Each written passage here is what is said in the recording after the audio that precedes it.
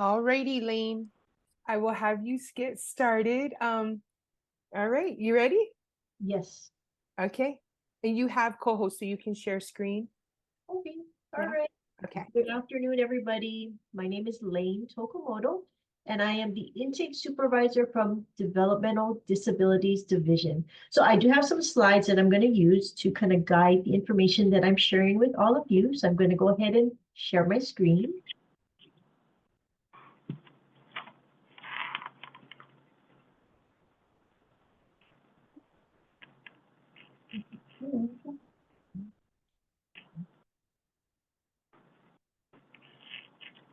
Okay. All right. So again, let me move this up. As I mentioned, I'm from the Developmental Disabilities Division. So we are a state agency within the Department of Health. And just so you know, we provide services to individuals with intellectual and developmental disabilities who meet our program's eligibility criteria. So that's what I'm going to go over this afternoon, how to get in, and then what needs to happen in order to actually access services. So that's, I think, the best way for all of you to process the information. How does one qualify for developmental disabilities initially? And then what has to happen to actually access services within the program? So basically, at that first step, there's basically three things that have to be met: citizenship, residency, and whether that individual who's applying meets our definition of having an intellectual disability or a developmental disability. So with regards to citizenship, basically showing proof that they are a citizen of the US, a national of US territory, or a permanent resident alien. For residency, proof that they are residing in the state of Hawaii. Now, when it comes to the third criteria, either meeting our definition of having an intellectual disability or a developmental disability, the individual does not have to have both. One or the other is fine. The information that I'm going to share with you is actually taken from our administrative rules, and it's a summarization of what's in our administrative rules.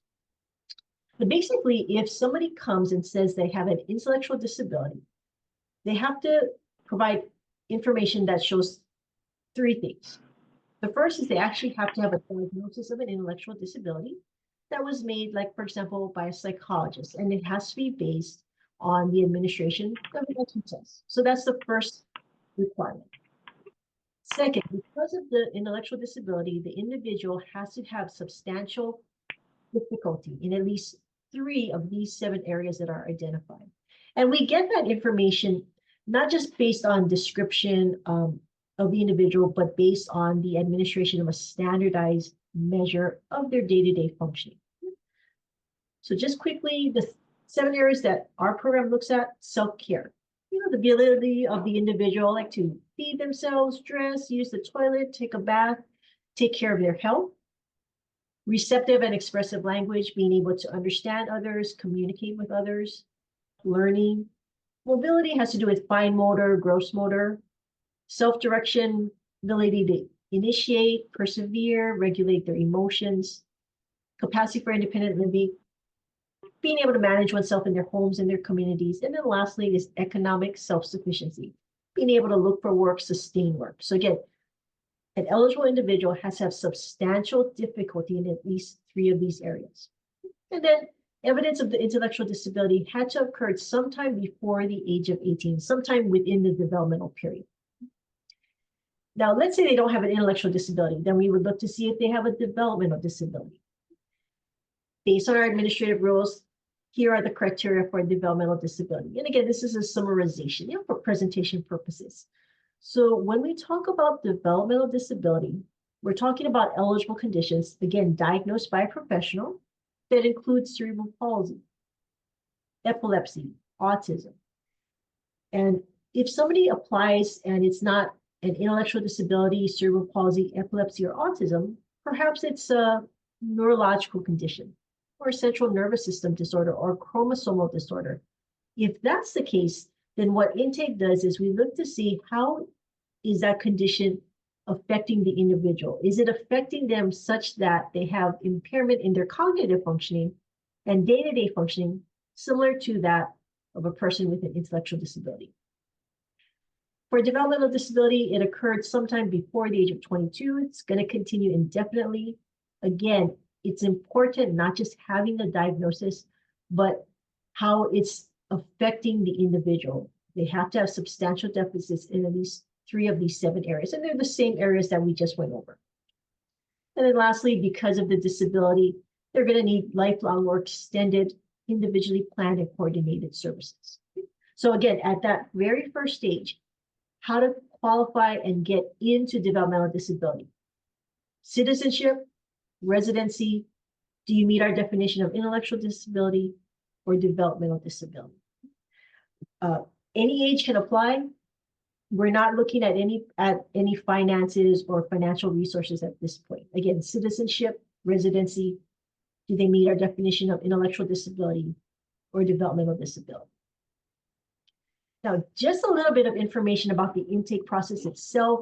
Depending on which island that you live on, you can see the number that you're going to call. You're going to just call and say, I'd like to apply, or I'd like to help somebody apply to see if they're eligible for developmental disabilities. That starts the process. So when you make that call, you're going to be told first that you have to submit information. Information that shows how you meet all the criteria that I just went over. Maybe birth certificate, medical records, school records, psychological evaluation. Once we get that information, we're going to look at it. If it seems like an appropriate referral, then someone is going to reach out and schedule an appointment with the intake worker.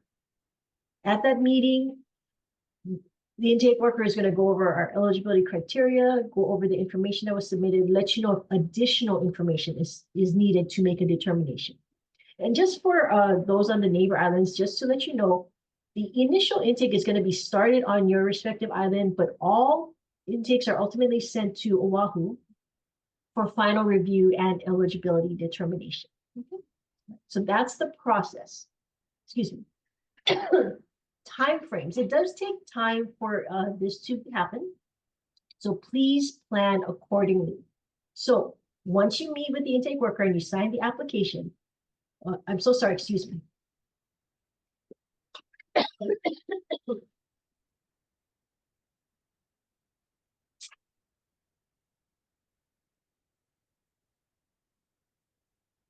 It always happens, right? When you start talking, then you have a coughing fit. Okay, I'm so sorry. So once you meet with the intake worker and you sign the application, we give you 90 working days to provide all requested information. Once we have the information, we have 30 working days to make a decision, right? Eligible or not. So it can take a few months. Excuse me. What happens after a determination is made? If the individual is not eligible, several things can happen. They can, accept the decision, right? They can understand why they don't qualify. They can appeal the decision, or they can also apply again in the future if things change. Yeah. So if you're not eligible at one point in time, it doesn't mean that you are not eligible forever. You can try again if you have new information.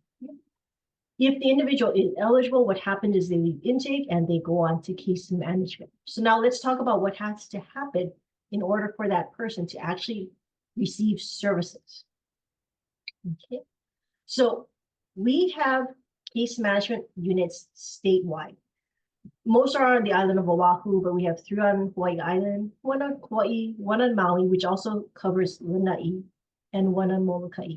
So the first service that the individual gets is they are assigned to a case manager. And the case manager's responsibility is to help that person identify their needs and to access supports and services to address those needs. It can be supports and services available in the community, as well as those that our program pays for. Okay, other services that can be accessed to our program, adult foster homes, which are only for our individuals who are 18 and older. We do have some small state-funded programs. One is called Long-Term Adult Supports and Resources. The other is Family Services and Support Programs. These state-funded services exist for those individuals who don't qualify for Medicaid, because most people that are approaching DDD, they really do want to access the services that are available through our Medicaid waiver program. But for those who don't qualify for Medicaid, they still have these smaller state-funded programs. But let's focus more closely on the Medicaid waiver program, because that is where most of our services come from for our eligible applicants, eligible individuals. Okay. So this is kind of like the second intake process that people have to go through. After they clear the initial intake, they're eligible for developmental disabilities. To actually access Medicaid waiver services, they have to go through the Medicaid waiver admission process. Waiver exists as an alternative to institutionalization, meaning we're going to provide services and supports to people in their homes and communities rather than having to provide them in a, like an institutionalization, which is what happened historically. These are theoretically the services that are available through our waiver program. I say theoretically because you have to have a provider for each service. So let's say we might have in theory one of these, but if there is no provider that signs up to provide it, then it's not available. And again, depending on which island you're on, you might have more resources or less resources. I'm not going to go through all of this, but just like as an example, adult day health would be day program for those who are no longer in school. Personal assistance would be one-on-one for support and help in the home. Community learning services would be one-on-one help and support in the community. All right, so the waiver admission process, like the second intake process, okay? They have to be eligible for Medicaid. That's the funding source. And second, they have to be at a certain level of care, specifically intermediate care facility for individuals with intellectual disabilities. So in order to qualify for Medicaid, the individual has to apply through Department of Human Services. Again, we're the Department of Health. Medicaid is administered by the Department of Human Services. That is based, they are going to look at assets, resources, income. Level of care is going to be based on information provided by your doctor and by intake to just make sure that that person is at a certain level of care. All right. And I'm so sorry. I felt like I just blazed through that, but. Well, Lane, are you, because I was going to say, you have 4 minutes left. So if you wanted to, and Daintree did ask, she said, for DDD services, the slide did not include case management. I think it was slide 11. Oh, it was like kind of here, case management services. Oh, there we go. Yeah. Services. Okay. Yes. I thought you said it, but I just wanted to make sure. Oh, but yeah, thank you. Maybe it was just, it can be clearer the next time around. Yes. But we do have a website which contains all this information and more. So, you know, you can feel free to check it out. There is my contact information. Again, I'm the intake supervisor. I'm here on Oahu at Diamond Head Health Center. So you can feel free to give me a call. But that's kind of it. And I'll stop in case anybody has any questions. All right.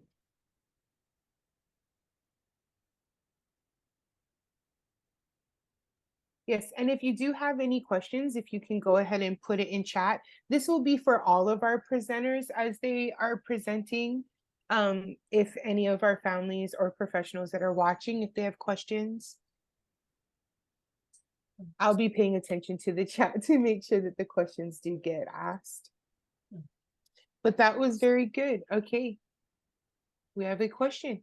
When a person is eligible for DDD, can they pick ICF if they don't want waiver? You know, well, that is a very good question. You know, I think if they wanted to get facility-based services, I don't think they would go through us.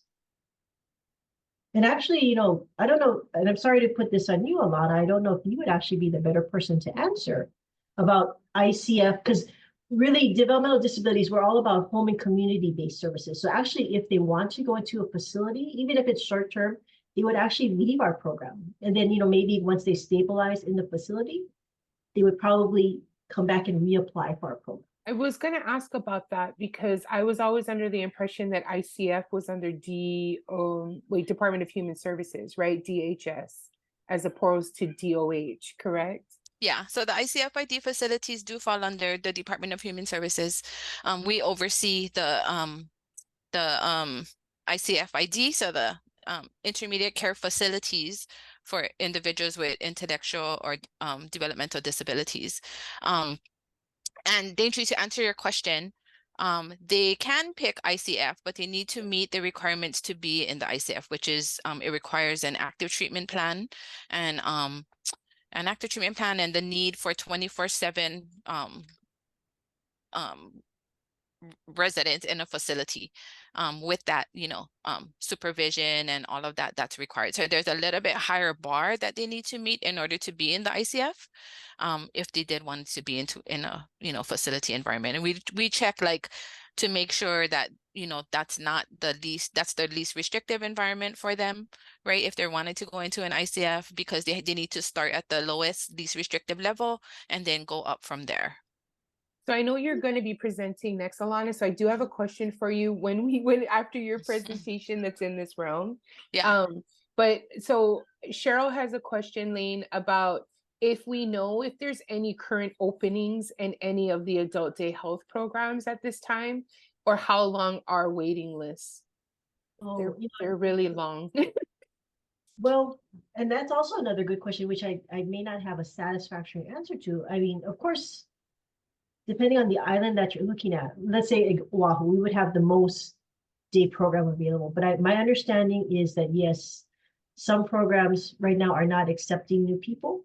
And so you do have to go on a wait list. I'm so sorry, I do not know what the wait time is. I do know, so because I'm in the realm where I do transition students from the DOE into adult programming, I guess. Oh, that's your timer. But I do, like for Fiscal right now, it's in the 70s. Oh. For Hoomana, it's in the 50s. So those are the two programs that the families, the school I'm at, typically pick, because one is close and the other one provides transportation. But I don't know like where Goodwill or Easter Seals or any of the smaller ones are at, but I do know that those two have pretty long wait lists right now. And when they do take people off the wait list, it doesn't look like it used to look, where someone would have services for 6 hours a day, 5 days a week. A lot of times as they're pulling people off the list, it's more like 2 days or 3 days a week for half a day, because they can charge in different increments now. And it depends on staffing, right? Everything comes down to staffing. Because it's like at minimum, it's like 1 to 6 for the ADH1s, right? And then like 1 to 3 for ADH2s. And so they have to make sure that they have the staffing in order for them to pull people off the list. But that is great questions. All right, so Alana, you are next. Just real quick I'm sorry. Hi, Daintree. Somebody messaged me and they asked. Yeah, sorry, that was me. I thought it was. Number. Yeah, sorry. Lane, what was your phone number? I messaged Daintree. Sorry. No worries. 733-9197. 97. And then what is ICF? Oh, it stands for Intermediate Care Facility. Okay, thank you. Sorry. Thank you. We'll get more into that, Jen, in a minute. Okay, sorry. I was giving her all my messages. Sorry. Let me turn off my thing. Thank you. Thank you. All right, Alana. Or is it going to be Pualani? Yeah. So I'll introduce Pualani. Yeah. Okay. But so I didn't really tailor my thing around ICF, but I can answer any questions you have about ICF. But it was more like the updates for MedQuest. Right. Yeah. So aloha everybody. So my name is Alana Souza, and I'm from the Department of Human Services MedQuest Division. So MedQuest, or Medicaid, is a joint federal state program that provides healthcare coverage to different categories of individuals, including children, pregnant women, low-income adults, aged, blind, and disabled individuals. So I work with the Healthcare Services Branch coach, along with our nurse, Amy Sirivata, who is also on the call. And we work with the Developmental Disabilities Division to help oversee the Medicaid waiver program and services. So tonight we wanted to update you on our current initiatives at MedQuest. So we invited our healthcare outreach branch manager, Puanani Crab-Parker, to go over our current redetermination process and a few initiatives. And then after she goes, I can answer any questions you guys have about ICF or anything else. Thank you, Puanani. Hey, aloha. So my share screen is disabled, but I can just sort of talk to it if we can't get it going. Kahea, can we give her privileges? I'll do it right now. Okay, perfect. Thank you.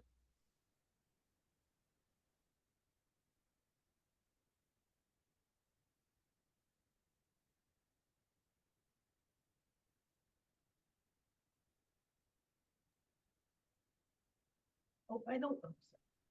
I think you can try it. I Yep, think, I think you got it. okay. Hold on, I got it now.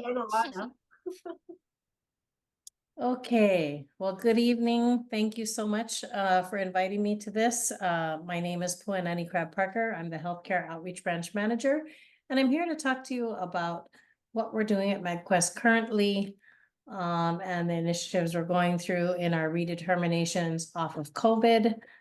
So I'm gonna sort of dive right in here. Basically, when we were, oops, wait, let me go back. I'm going too far forward. This is basically a chart of our applications from the past 2 years, from April 6, 2022 to April 6, 2024. And basically you can see kind of the similar patterns of application processes, okay, from 2022 to current. Now, during this time, during the COVID periods, through April 1st, 2024, our enrollments rose exponentially by 43%. Okay, so from March 6, 2020 through April 10th, 2023 last year, that was a large amount of people. Typically in any 1 year, we're roughly around 327 or so thousand members. Once COVID hit, you see this area here in March, it just rose from there. And at our peak, we were at 468,000 plus members. And now that, we are in a redetermination state, meaning the public health emergency has been dropped, and all Medicaid across the nation, all Medicaid offices are required to now redetermine their membership, which all Medicaid offices have held in place. If you were determined eligible from the start of COVID till the end of COVID, you were protected unless you specifically said you didn't want Medicaid, you passed away, or you moved out of state. So we had to continuously cover everyone who was deemed eligible once they applied.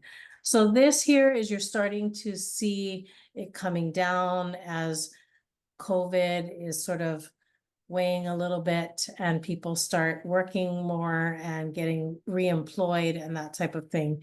And as you move into 2024 and you see this kind of up and down jagged areas, is because we started our redeterminations in April of last year, 2023, and we're currently still working our way through redeterminations. Now, there are many people on MedQuest who have never been through a redetermination because they were eligible or determined eligible during COVID. And during COVID, we didn't do any renewal or redeterminations, which typically is a thing we do for all members once a year, just to make sure you're still here and that you are still eligible. But again, during the COVID period of the public health emergency, we kept everyone on. Now this here is we're showing our current Medicaid enrollments by county as of April 8th. And you can see the differences of percentage changes from April 10th peak to its present day. You'll see here on Hawaii Island, let's move by county, there was a 1.2 decrease of about and we're currently at about 94,515 members on Hawaii Island. There is an increase, obviously, for Maui County due to the wildfires that occurred last August, of 4.3% at 61,661 members. On Honolulu County for Oahu, it's a decrease of 1.6% at 281 and some thousand members, and then Kauai County, 27,000. Now, this is our currently, and since last April, we've been running this Stay Well, Stay Covered campaign to make sure all of our members know it's important for you to check in with MedQuest, make sure we have all of your contact information, current phone numbers, emails, addresses, residential and mailing. And everyone can go onto our website, which is medquest.hawaii.gov/stay well, and find out everything there is on this page that I'm showing you currently that has to do with our renewals. Now, what happened last year is we took a pause in our redeterminations for September, October, and November, because a lot of states were having trouble getting their systems to properly redetermine such high volumes of membership every month. And so we opted, as CMS gave us approval, Centers for Medicare and Medicaid Services gave us approval to take a pause and help fix our systems and upgrade them, reprogram them so that they could do what needed to be done during our redetermination process. And so here is a link on our website, which will show how our renewal schedule changed and moved everybody that we paused forward. I'm going to show you that in just the next screen. So this is our revised eligibility renewal schedule. So for everyone who was currently scheduled in September of 2023, their renewal month then moved to December of 2023 and so forth. Okay, you can follow along in this schedule, and it's also on our website. For Maui County, however, we did a little bit different thing. Same thing for those who were in September, we pushed them to April of 2024, giving Maui County residents a little more breathing space to deal with the tragedies they've been dealing with on Maui, and to help stabilize their life and get settled after such a traumatic event.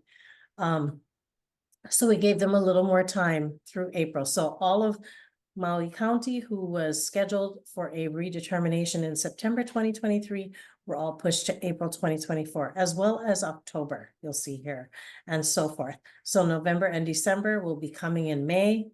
And then those who were scheduled for January, February, and March will be pushed through to June. And that's when we will be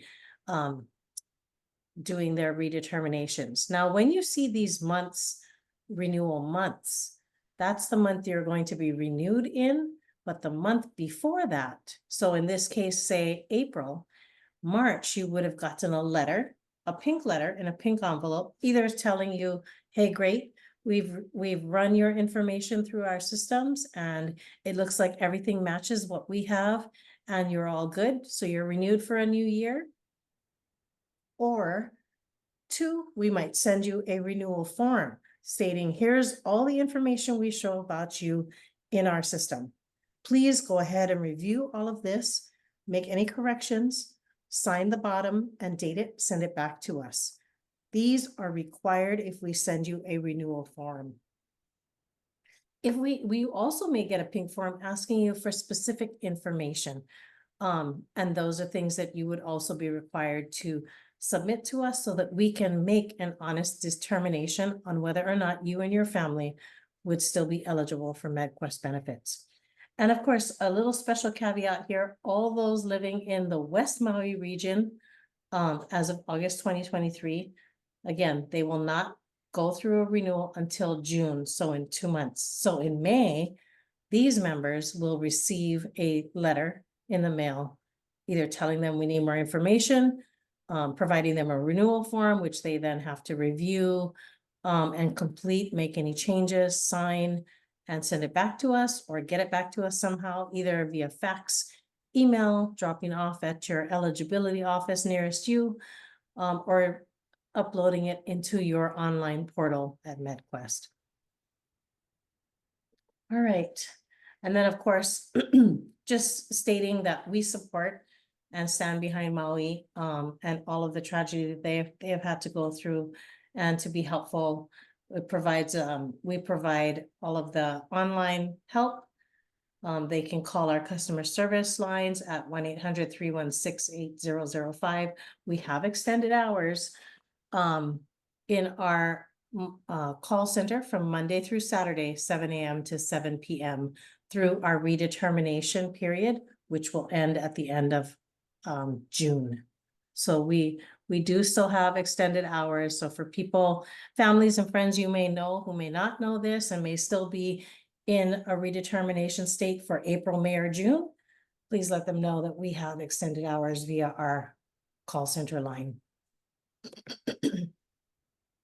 For those, and many do, speak a different language other than English as their first language, we have translated materials and a new version that is more streamlined and simplified in 18 different languages. So you could go on our website, go to letters and notices, and click on the various languages you may need. It will be a blank form of what the renewal form looks like. But at least it gives people some idea of what it looks like. And then, of course, if you somehow missed it, threw your form away by mistake, you could always print it out and at least fill in the information you may need. You have 4 minutes and 42 seconds. Okay, this is my last slide. Okay, so although we have said in the past that we would never call or text or robocall any of our members, we have decided in February to engage in that. Members have been getting texts, SMS text messages from a specific short code. I'd like to, hopefully you can see my cursor. It's an SMS short code. So if members get a code and a text from us, it will always be from this code, 45421.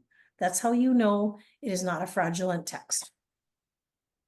Also, if you get a robocall from us telling us, hey, we need to talk to you, or whatever the case the message may be, it will be from this number, 808-556-5748. So this is how our members will know that it is actually MedQuest trying to contact them. And so hopefully they will listen to their message and get back to us so we can quickly make a determination on their health coverage and their future health coverage of MedQuest.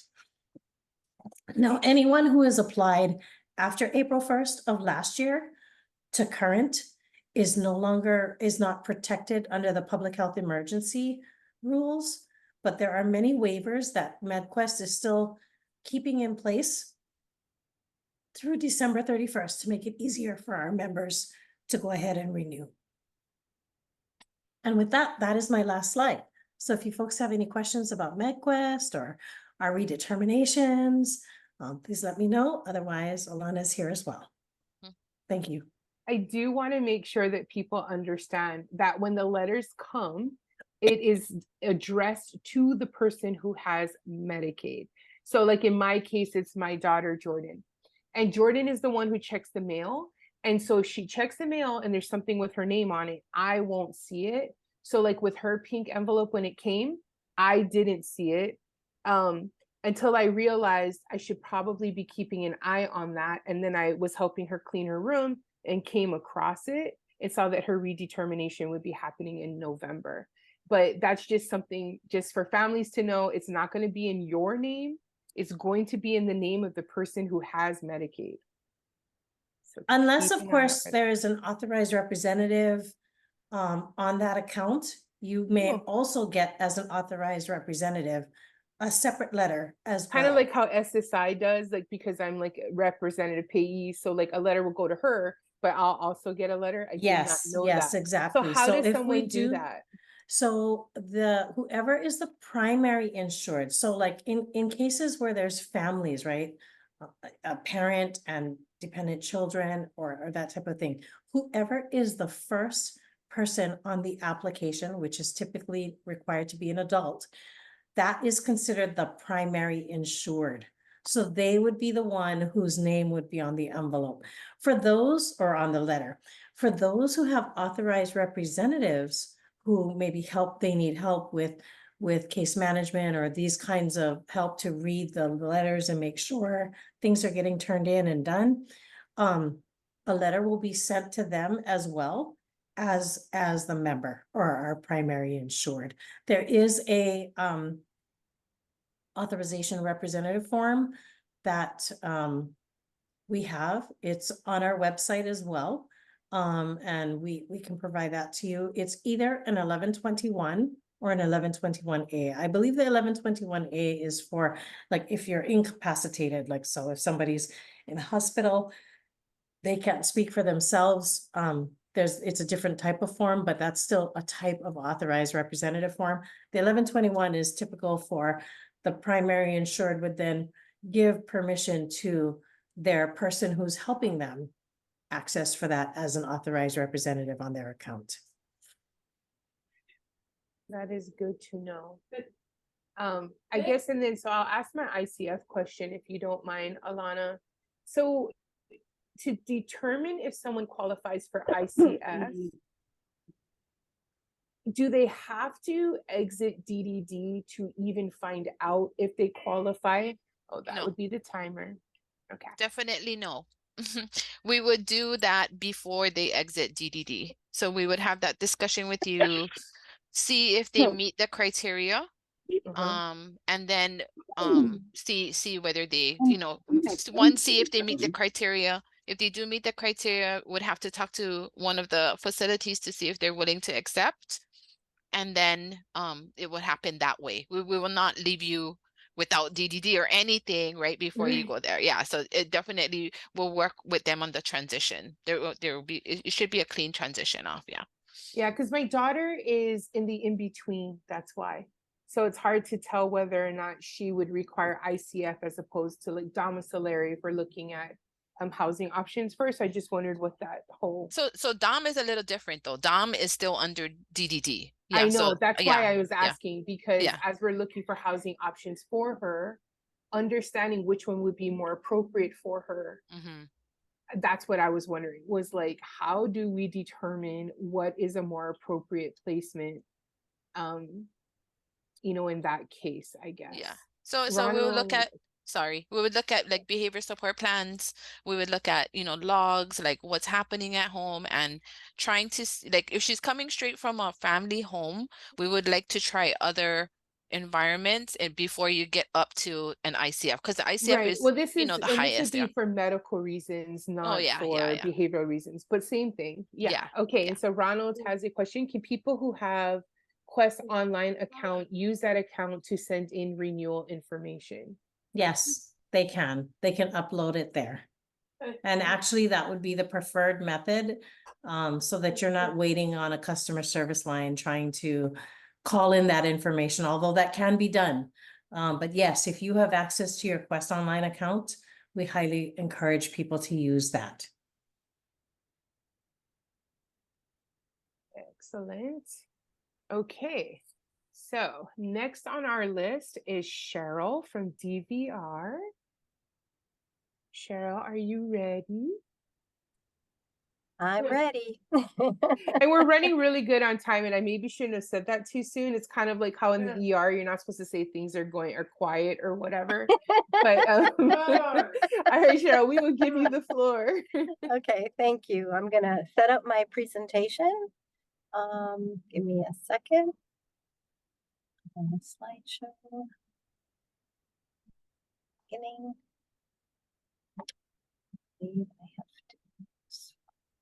Okay, do you see my full screen, my full slide? I do now, yes. Okay, thank you. I just need to make sure. Thank you. Good evening, everyone. And as we've heard from the Department of Health, as well as from MedQuest, we are now going to dive into employment services, and this is training for training for employment or direct employment supports for persons with disabilities. And I've often said, some of you have heard me say this before, the Division of Vocational Rehabilitation is Hawaii's hidden gem for persons with disabilities in employment services. And we're trying to change that. Some of you may be aware of the Workforce Innovation and Opportunities Act that was signed into law in 2014 by Barack Obama. Well, it's been 10 years and we are still working at trying to implement the law, the federal law that was passed 10 years ago. Hawaii, that's about average pace of time, right, for government services to adapt. My name is Cheryl Matthews, and I am with the Division of Vocational Rehabilitation. I started with the agency in 2008 on the Big Island in West Hawaii. And in 2009, I did get rifted. And when I came back to the division, it was here on Oahu, serving high school students in transition. So I'm excited to be here. We heard from our Department of Health DDD provider that they offer early childhood services, and then they begin to there's a bit of a pause for their services while they're in school and then going into the adult services. So we've got Hawaii Department of Education that really focuses on providing those services for individuals with disabilities, students particularly from 5 to 22 or the day before they turn 22. And then we have the Division of Vocational Rehabilitation here that steps into the picture as early as 14. And then we can follow them through as long as they need employment services and supports. Possibilities are endless.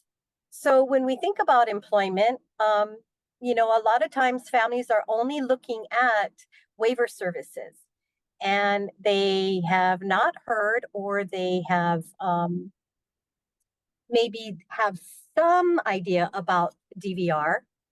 But now this with WIOA has really changed the way that we're looking at the pathway or the pipeline into employment, where DVR is now really taking the lead prior to DDD getting into play, partnering with the Department of Education. But we are all working in tandem together. So what we do here, our mission is to serve our participants.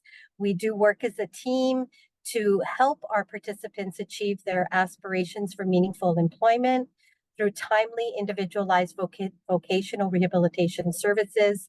Our vision here is to assist our participants to move forward to work.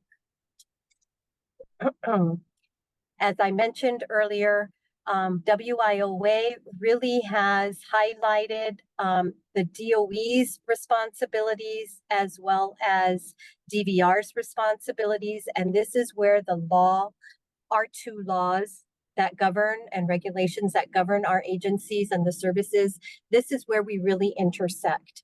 The Department of Education identifies students that come in as early as kindergarten, and they typically have had their first dose of exposure, if you will, in working with these students. Then by the time the student becomes a high schooler, we really are working at helping the DOE transition those students to us so that we can then assist with the development of training and their employability skills. We heard earlier, and this is so important because all of the adult programs have waiting lists. And so what are these students doing after they leave high school if they're not engaged with an agency that is helping them with training and their employability skills? So in order to get into DVR and to tap into our resources here, it really starts with a referral. Anyone can refer to our agency. We have two types of consumer groups. Our potentially eligible students, they're eligible for 5 services as opposed to our VR participants who are allowed the gamut and the full array of services. So our referral begins the process once a referral is received. If usually we'll start a student as a potentially eligible, we are short-staffed. Some of our neighbor island offices are shorter staffed than others. And so to get the students engaged sooner and more quickly, oftentimes they will start a 2-page, double-sided, 4 pages total paperwork. It starts with a consent agreement where 5 services are listed and explained. The student and their parent guardian will have their opportunity to ask follow-up questions and clarifying what these services actually are, what they look like in delivery. Some of these services are actually provided in the school as opposed to being in the community. And there are 4 additional coordinated services that our staff members are authorized to be able to be engaged with. And that includes those DOE IEP or 504 meetings, working with employers to get work sites developed and established for the students, as well as working with the DOE staff to coordinate our pre-employment transition services.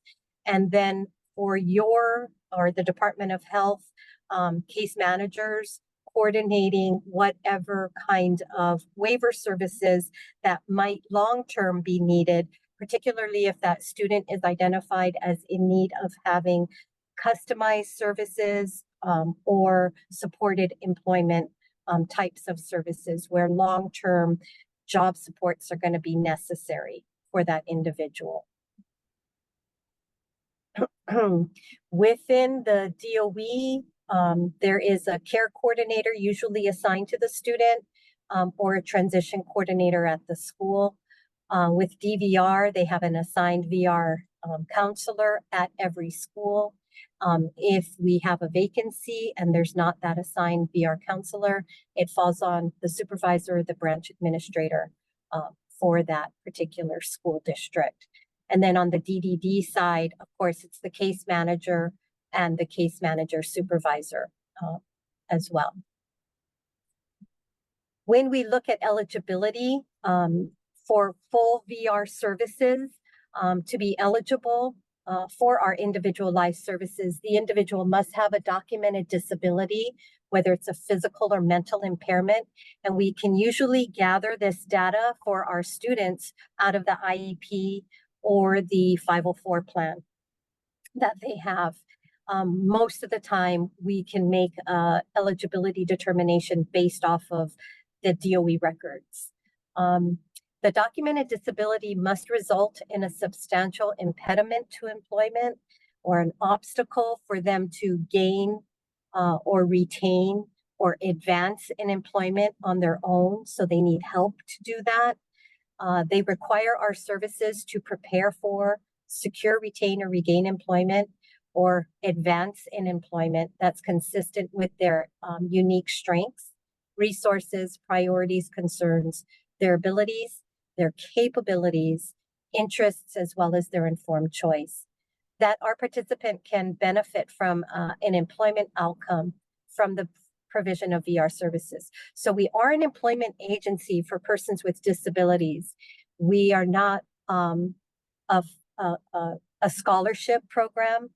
We provide support and we provide the skills and the services toward an employment goal and for the individual to reach that employment goal. Okay, when we're looking at what kinds of obstacles or impediments to employment the individual may fall under, what are the areas consistent with what the Department of Health looks at? We're looking at the areas of mobility and communication, what their work skills are or what they want to learn, along with work tolerance, their capacity to get along with others, those interpersonal skills, self-care, as well as self-direction. So all of these areas combined are sometimes called and referred to as the ADLs, activities of daily living. And we just want to make sure that we have a baseline of where we can help provide areas for improvement on with the individual through our services. So when we're looking at the DVR side of the house, they're going to submit, once a referral is received, they're going to submit their application. The eligibility, we have 60 days to determine eligibility from the date the application is submitted. We no longer have a waiting list in play. We did for a while, particularly during COVID. And we are once an individual is determined eligible, we have 90 days to develop what's called an individualized plan for employment, where the individual's employment goal will be actually listed along with the services that they are wanting in order and needing in order to achieve that employment goal. Now, when we look at a potentially eligible, able to receive 5 required services and 4 coordinated services, as opposed to the full array of individualized services, this is the reason why a lot of people will, parents particularly, will want their student, their young person, to come in not as a potentially eligible, but to move them into a full VR application, because there's just so many more services that they would be eligible to receive and to have listed on that individualized plan for employment. These are the plan services, what it looks like. There is always an estimated start date and then an estimated end date for the individual. We always have counseling and guidance listed as the first service of a plan. And we also identify costs that are associated with the given service, with the exception of counseling and guidance. And so parents will have an idea of who will be responsible. Students also become more aware that there are costs associated with services. And what we hope is that when you say and agree to a particular service or set of services from our agency, that you know that there's a cost associated. And so there's a level of commitment that we expect from students and families to follow through with receiving those services. Now, being ill is another story, but just not feeling like going to class today or whatever, those are always looked at and viewed as and filtered through from our classroom instructors as, well, maybe they're not really motivated to go to work. So that's always in the back of our minds when we are delivering our employment services to our, whether they're groups or individuals, students or adults. Depending on behavior, everything is always assessed and observed and documented.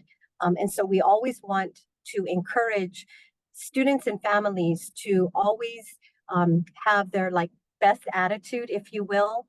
We all have bad days, but at the same time, when we're purviewing through the lens of preparing for employment, we want them to be on their best behavior as much as possible, because one thing leads to another, and we're trying to instill good habits, good employable habits with our young people, and we start them as early as 14, as early as possible.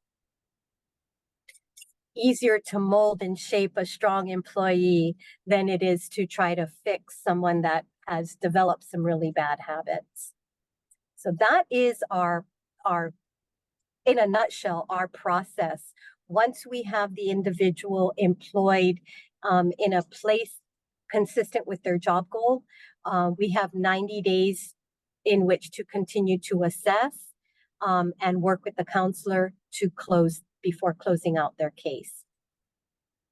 And again, we're looking at the same players that are involved in this full process, depending on the individual, where the individual's needs are.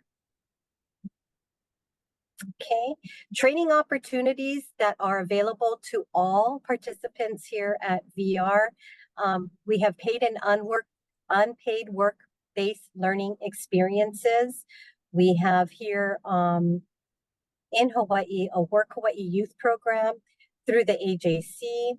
We have our community providers, rehabilitation providers that provide summer youth employment opportunities, 6 to 8 weeks, depending on the student's availability over the summer for paid or non-paid work experiences. There are on-the-job training experiences, what DVR calls either on-the-job experience or on-the-job training. And then through Hawaii P20, we are also looking at how we can expand their internship opportunities that they have and apprenticeship programs to include students with disabilities. Again, the Hawaii P20 partnership, along with the Department of Labor, we are always looking to expand these opportunities for apprenticeships and internship programs for our students. I have sent over our PREETS brochure and our DVR brochure to be distributed out to all of you. And it has all of our office contact information, depending on where you're located within the state. Our different office branches have different contact information, and they will be the ones to receive your referral directly. And without any further ado, are there any questions for me? Thank you so much, Cheryl. You did really great. I didn't get a chance to give you a 5-minute warning, but you did really, really well. Thank you. So here's my contact information if there are any other follow-up questions that you want to reach out to me directly with. Yes, and if anyone does have any questions, please put them in the chat. I will tell you that I love work-based learning. I have lots of students that are doing work-based learning right now, and they're doing great. And then although Debbie is not here, her son Ian is a huge success story when it comes to the use of DVR. He did require more supports, and so he does get employment services through DDD and his case management, but he has been successfully employed for 14 years now with Safeway. So Ian is definitely a success story in the realm of how DVR works. And like you said, they use DOE in the partnership between DOE and DVR to get him trained, and he's a great employee. Yeah, thank you for that. Yeah. But if there is no questions, we have Ronald Dees next. So this is kind of a great segue, because a lot of times our children with disabilities receive benefits like SSI. And if they're going to be employed, we need to understand how those benefits are affected by employment. And that is what Ronald is going to talk about. So Ronald, we will give you co-hosting so that you can present, and then you will have the floor. Thanks, Kahea. Hi, everyone. I'm Ronald Dees from the UH Manoa Center on Disability Studies. So as Kahea said, I work in the area of disability benefits planning. And we actually have one project that we do with DVR. So you do get benefits planning if you're with DVR, but I'm also going to talk about a project that's available for people that are not receiving DVR services. At the university, we have a contract with the Social Security Administration to provide a service called Work Incentive Planning and Assistance. And this is to help the employment process, to know what your disability benefits, how they work, and if they're affected by work. So I'd like to quickly talk about what this program is, then I'll give an example, then I'll open it up for questions. So the point of the WIPA program is to help people make informed choices about work. I will meet with someone, I will teach them how the benefits work, and I will actually calculate with them with any given job in what ways the benefits are affected and if there are any things they should do to make it work the best for them. So this particular program is open for anyone that has one of these disability benefits from Social Security Administration and is currently working, looking for work, applying for work, has work-related questions. So these benefits, if you don't know, include the Supplemental Security Income or SSI program, the Social Security Disability Insurance SSDI program, the Social Security Childhood Disability Benefit CDB, and these also known as the Social Security Disabled Adult Child DAC. So any of these benefits from Social Security might be received by someone. Some of them are only available to folks that are 18 or older, but some of them can be received before age 18, which would make someone immediately eligible for WIPA program if they were looking at getting a job. So here are some details about areas where the WIPA program can help. Uh, First of all, I can give people basic information about what the rules are and what supportive services are out there. So this does not require a elaborate intake process. This is just I'll take phone calls from the public or emails. But for people that are looking at a specific job and need more help, we can go into benefits analysis and advisement. So I'll look at their documents, their specific benefits, their specific work plans, and we'll figure out how the benefits would be affected by those work plans in advance. It's calculatable even before you get a job. There are no need for surprises. You can figure it all out in advance. From there, I can work with people to create a work incentives plan, which is just laying out the action steps to make sure they have a smooth process with Social Security. I can talk to them about benefits management, which is them learning about what are their responsibilities and ways to communicate with Social Security, what are the processes and skills they need to know.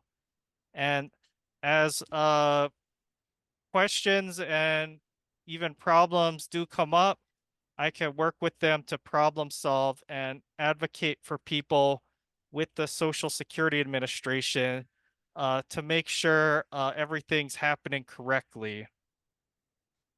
So I'd like to go into a quick example of how this might work. So there is the Social Security benefit SSI, and someone receiving that benefit could have at most $943 a month with no job or other income. But how would an SSI benefit be affected if someone got a part-time job? So just last week, I was talking to a family, and the son was in DOE services, was still age 21, so in DOE services a little after 18, and had a part-time job doing some cleaning at the school. So for this example, let's say you're paid $585 a month. Well, I can work with the family to figure out exactly how that would affect the benefit. So there is a certain calculation process that Social Security follows. Based on whatever is earned, they'll subtract 20, subtract 65, divide by 2. But the point is, the end result is the Social Security SSI benefits will get adjusted. The pay has gone up to $585, the SSI has gone down, but altogether, I would calculate that this was a good move because between the pay and the SSI, that's more money than they had before. This is $1,278 over above the 943. Now that's just a basic prediction, but then we went into a deeper conversation, and there are other rules that I might be able to recommend to someone to make it work better for them. One incredible program is called the Student Earned Income Exclusion, and it's a rule Social Security created for folks receiving SSI that are under age 22 and regularly attending school. For those people that are in school and working, they will ignore up to $2,290 a month of earned income. So that's usually the whole paycheck. And this is within an annual limit of $9,230 a year. So these amounts are adjusted every year. So I had a conversation with the guardian, and we looked at the letters they had received from Social Security, and we'd realized they weren't getting any deductions for this despite being in school. So our plan now is to go back to Social Security and give them a letter, give them some documentation showing they just did not realize this person was still in school because they were over 18, but they were, so we can prove that. So the end result of this is someone could essentially, with $585 of income, keep the entire SSI payment even throughout the year.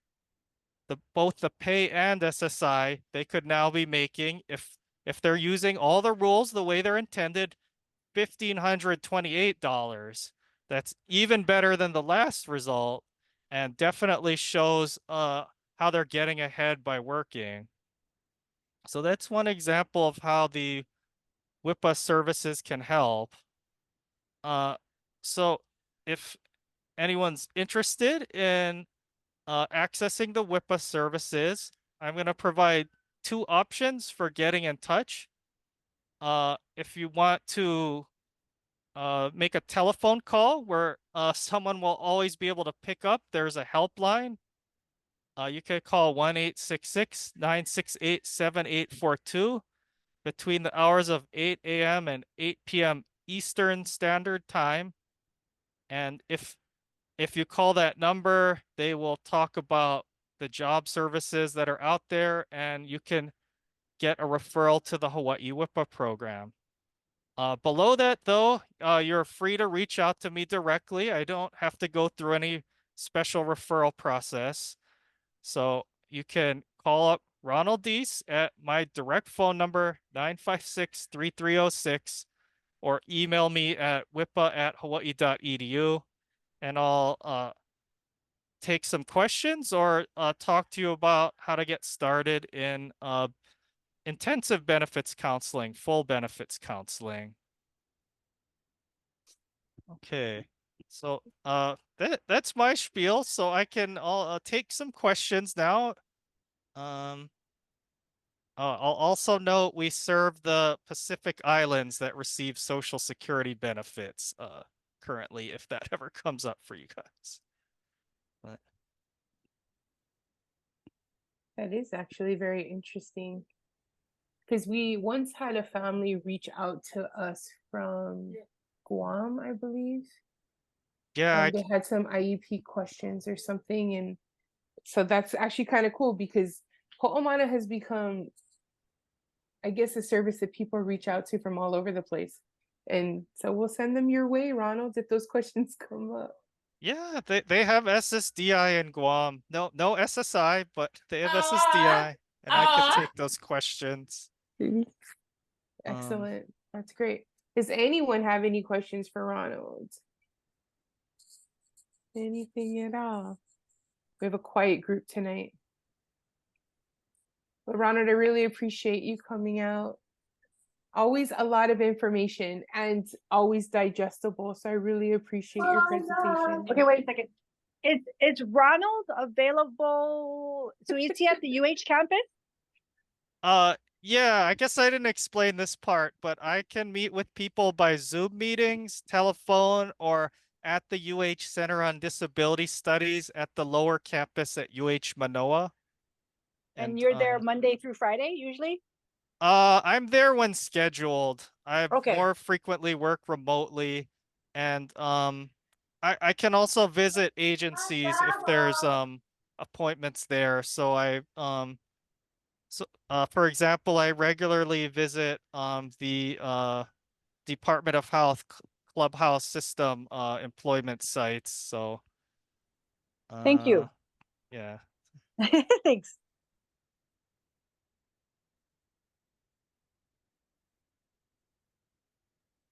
Okay.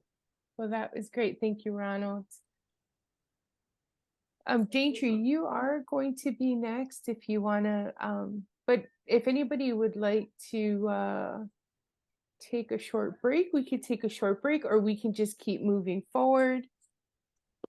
If Daintree, if you are ready.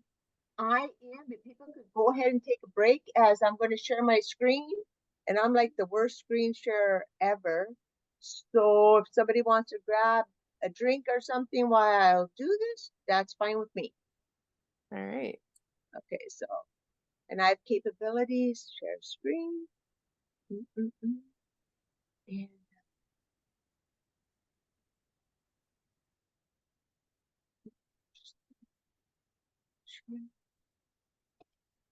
might not see anything right now because they didn't bring anything up. Sorry, guys. Take your time. You're doing great. You guys are so awesome. Okay, so let's see here. I'm gonna kind of click on this screen right now. Can you guys see that? There's three of it. There's a screen. It should be Hawaii State Council, Hawaii Disability Rights Center. You guys see that one? Yes. Cool. Okay, so just as a segue from Ronald and I work very closely together, and I'm so excited to have that relationship. And this is because we well, for two reasons. One is because we're mandated by law to, and second is because we have a lot of things that intertwine and we enjoy working together.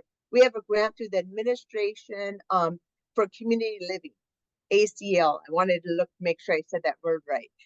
So administration for community living, ACL. And so we share this grant and we work closely together. So you'll hear from Ronald about things that they do, like pilot projects. They'll do some investigation work, kind of like, and find out what is best and promising practices throughout the nation. And then they'll come to us, and we, as the council, what we do is policy change. We're all about systems change and doing, just keeping up with the norm, doing what's best and promising practices when working with people with developmental disabilities. Now, Ronald guys are with disabilities, and we're just strictly for developmental disabilities. And then after we look and they look and investigate, they come to us, we go and educate legislators and policymakers. It might be the Board of Education, it could be a city and county official, or it could be a state legislator or a national congressman. And then we'll go and we'll advocate and educate why laws should be changed. And then from there, you'll see our third member of our sister agency is the Center on Disability,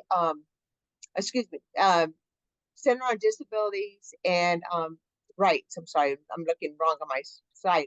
Hawaii Disability Rights Center, HDRC. And so that's how the three of us work together. And so that was something I just wanted to share with you folks to show how we all work together. Now I'm going to bring up a little bit about us, the DD Council. And so we are officially named the State Council on Developmental Disabilities. And we just nickname ourselves the DD Council. We create, spark, empower, and educate is really what we do. So we do not provide a direct service. We're more on the holistic approach, the larger area. So we don't really do one-on-one advocacy. It's more on the whole, the bigger picture, okay? So if it's a one-on-one advocacy that you're not sure about something, you feel your rights have been infringed upon, that's Hawaii Disabilities Rights Center. So we're on the bigger system. And so that's what we do is we really educate individuals on what laws and things that should be changed. So Ronald talked a little bit, talked a lot about employment, of course. And so what we found out is Hawaii is ranked one of the lowest states in the nation for employing individuals with disabilities. And we're like 48 for employing individuals with developmental disabilities. And we wanted to do something about that. You heard from Cheryl as well. And so we advocated and changed certain laws. And a couple of them, one is called Cow's Law. And Cow's Law is an earned income disregard, which means somebody, and there's a whole matrix Ronald was talking about, but in a nutshell, you can make like minimum wage, work full time, and still keep your Medicaid benefits. That's so important because Medicaid, a lot of people rely on Medicaid to actually live, to be alive. They might have a medical condition. So Cow's Law is Hawaii's Medicaid earned income disregard. Things don't happen fast. That took 16 years to pass, but we hung in there and we're able to pass it. So somebody can work now and keep their Medicaid. And people are saying, well, that's great, but I really want to save for my child. I have a child that is what people would say typical, and they're going to go to college, and I could open up a 529 college savings plan, and they could go to college, and I could save for them, and I could save on taxes and such, and it doesn't count against them when they go for their Pell Grant and such. Why doesn't somebody at DD have that? If I've saved money over $2,000, I'm automatically going to lose my Medicaid, and I'm going to be affected. My Social Security SSI benefits are going to be affected. Other people, their HUD benefits will be affected. So we went back to the table and we said, yeah, we got to do something to help people save money. And that's where we came up with the Hawaii Able Savings Plan. And that started up in 2014. We were so excited in 2015 that we passed the law. But how Hawaii works, well, not Hawaii, but how it works is just because you pass a law doesn't mean it has to be implemented right away. It took 7 years to get it implemented. But with our help from Ronald folks and Hawaii Disabilities Rights Center, we're able to open up these ABLE savings accounts. ABLE stands for Achieving a Better Life Experience, which is really cool. So now you could make money and you could save money without affecting Medicaid. Yes, it does affect your SSI, and Ronald talked about that some. And pretty much how I explain it to people, because I'm kind of a dummy when it comes to this, is just think about whatever you get paid, half of it will go back to Social Security, half of it's going to go down. So I have an individual, Herman, and he gave me permission to use his name. He makes $487 every 2 weeks. He lives in a licensed, certified foster home. So he gets $50 personal allowance a month. But working, he gets one of those checks. The other check will deduct from SSI, and he's okay with that because he still gets over $400 spending money a month. So it really does work out. And so what our system is about, we're there to help people when needed. But if you're able to work, we encourage that. And your SSI payments will go down, but you won't lose your Medicaid, which is keen in this situation. So we're very excited that Medicaid will not be lost. So back to us, all right? So just kind of have to take Dramamine sometimes when I talk because I jump all over the place, and I apologize for that. I'm trying to talk slower and make sure that I don't go too fast. So that's what we're talking about: create, spark, empower, and educate. Not just legislators, but parents and advocacy groups as well. Okay, oops. Okay, sorry about that. So something unique about our council. So people say, so Debbie, she's one of our council members. And over 61% of our council members are individuals with an intellectual or developmental disability or a parent or a family member of a person. So our board is really led by individuals who walk the talk. They've been there. So we've really changed our motto to be, what can we do with individuals, not for individuals? And back in the day, we used to have something called a medical model. Find out what's wrong with the person, let's fix them. Those days are gone. We really work side by side with individuals and their family members who have developmental disabilities to create a system that's supportive and respectful, and making sure individuals are included and have that feeling of inclusion in their communities. We're a catalyst for positive change, meaning that Hawaii was the first state in the nation to close their institution and provide supports through our Medicaid waiver program, which you heard from DDD and Alana. We're the first state to do that. Now, there was a few states ahead of us that closed their institutions, but they didn't have any supports for the individuals. So we're really proud of the fact that Hawaii, they use this term, don't throw the baby out with the bathwash. So although it was a good thing to close the institution, what is the individual going to do? We have the Medicaid waiver program in place and supported these individuals in their communities. And we're very proud of that. That's something to be very proud of. So there are 56 state councils, and that includes 50 states, one in each state, one in Washington, D.C. So D.C. is the other one that makes 51. And there's 5 territories that have a state council on developmental disabilities. And so we're very unique to the state. Although we are a state employee, I'm a state employee, we're attached to the Department of Health with a non-interference clause, which is really cool. And so what that means is we advise the governor, we advise the directors of the different departments, Department of Human Services, Department of Transportation, Department of Health, what is best and promising practices when working with people with developmental disabilities. They cannot tell us who to talk to and who not to talk to. We're going to go straight to the legislators when something comes up. So we are a strong advocate for you folks. So we work closely like with the Department of Education when there's something that needs to be done.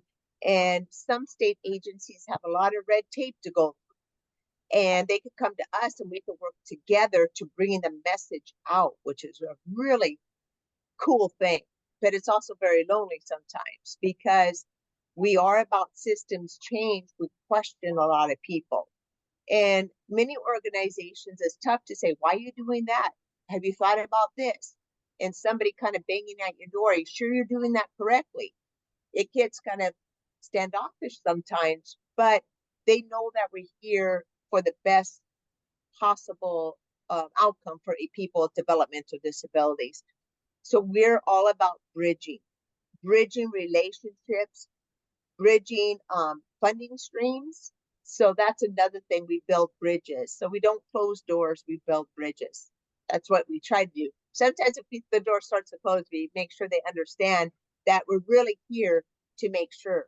Like just putting questions in the chat boxes, parents have asked me that to Lay, and Lay did a great job, and Alana, about responding to them, because those are questions that have been asked. And some people have a hard time asking questions. So we're here for you. So if there's things that you don't understand, or you're questioning something that happens at a DOE meeting, or whatever it might be, or a handy van application, you could go ahead and call us up. Although I said we don't work on an individual basis, we encourage people to call us and let us know. Because if it happens to one, we know it happens to 10 other people. Okay? Excuse me. Like Lane said, right when you start to talk, you start to cough. Sorry about that. So we want to make sure that people understand that we're there to support them, to answer questions, and to lead you in the right directions. If you're not sure where or who to turn to, we can help you with that. We've had phone calls. My favorite one was somebody called me and asked if the chicken was a comfort animal. A chicken was a comfort animal. It's not. And we redirected them to the Disability and Communication Access Board, DCAP, to explain that. So that's where we are a resource to you. We're a resource to all legislators and policymakers. You keep online. Am I almost up? Am I talking too long? Nope. I'm okay. No, you're doing fine. You have a couple more minutes. You're really good. And we're good on time in general. So okay, cool. Something else that we do, and this is just a little bit about Kylie, is we educate self-advocates who want to make changes. They want to become leaders. They want to know, how do I do it? Kylie wants to become a lobbyist. I don't know why, but that's not for me to say. But he really wants to become a lobbyist and lobby for people with disabilities and to make sure that their rights are being met. So it's really cool. So with that, I'm going to switch a slide really quick. And you guys are hanging with me. I don't see anyone throwing up. So let's see if I have that. So SAP. So we have the self-advocacy right here.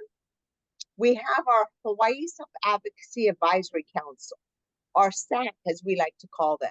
They're kind of an arm to us. We provide them with funding every year. It's in our state budget. And what their mission is to really provide leadership and teach people the way to advocate for themselves and others. And so we have, let me just slide down here a little bit. So a little bit more. So we're very proud of this Advocates in Action. So what we do is we help individuals promote their messaging. Typically what we go to ledge for is services for people with developmental disabilities. We had a group of individuals that came in and said, we want to fix potholes. I'm like, potholes? Yeah, have you ever been in the van or the handy van or in a car and you hit potholes? My wheelchair hit my head so many times. And it's like, oh, good point. And so there are things that we normally wouldn't. So one year we went to legislation and advocated to fix these potholes on the street. Other times we had a group from Kauai that came in and they had a friend that got hit by a car. Thank goodness the person's okay, but they needed more crosswalks. So we advocated for certain crosswalks on the island of Kauai. Kauai also started the increase of personal allowance. People living in a licensed and certified home for 16 years only got $50 of personal allowance a month. This year, knock on wood, it looks like it's going to go up to 75. Not a lot of money, but it's an increase, as well as the increase that pay givers pay who haven't gotten an increase outside of Medicaid. So for 16 years. So things like that we support our advocates on doing. And so we encourage individuals who have like questions or want to be leaders or they want to learn how to articulate themselves a little bit better. We have an advocacy group that does just that. And let me just check real quick if there's something else before. Yeah, 1 minute, Daintree, 1 minute. No problem. On our website, you can Google. Every year, we do a report to the legislator. Every state agency has to report to the legislator of what they've been doing and how they've been doing it. And this report is really cool. You can Google anyone. Department of Health reports to the legislator, and it gives you an outline of what they're working on. And you could follow up on those because everybody really does like feedback. And so that's all I have at this time. But yeah, so you guys will have my email. And so just go ahead and ask me any questions in the future. And thank you so much for this opportunity to present tonight. No, Daintree, thank you so much for presenting tonight. So much information, so many great things for our families. And like Daintree was saying, they work with legislation, they work on policy change. So if any of you are ever interested in how that works, she's the person to talk to. And yeah, because I just feel like all of this is still so new, you know, like the ADA happened the year that my daughter was born and she's only in her 30s. So like this stuff is still all new. So we still have a long way to go. And so as things come up, like this is how we do it. But thank you so much, Daintree, for coming. Really appreciate it. And thank you for Ronald for dropping those in the chat. Yeah, I saw that, Ronald. That was great. Really appreciate that. Okay, so I believe that next on our list, sorry, I did know and then I lost it. Oh, it's going to be Roy. It's trio, which is really great segue. So we went from DDD services, right? DHS and DVR. And now if you have a child that's interested in going to college, Roy is from Trio at Windward Community College, and he's going to talk about how they support people with disabilities to be successful in college. Hi, Roy. Hello. Let's see. I guess you have to allow me to share. Yeah, Angelica will do that in a minute right now. There you go. It's yours. Okay.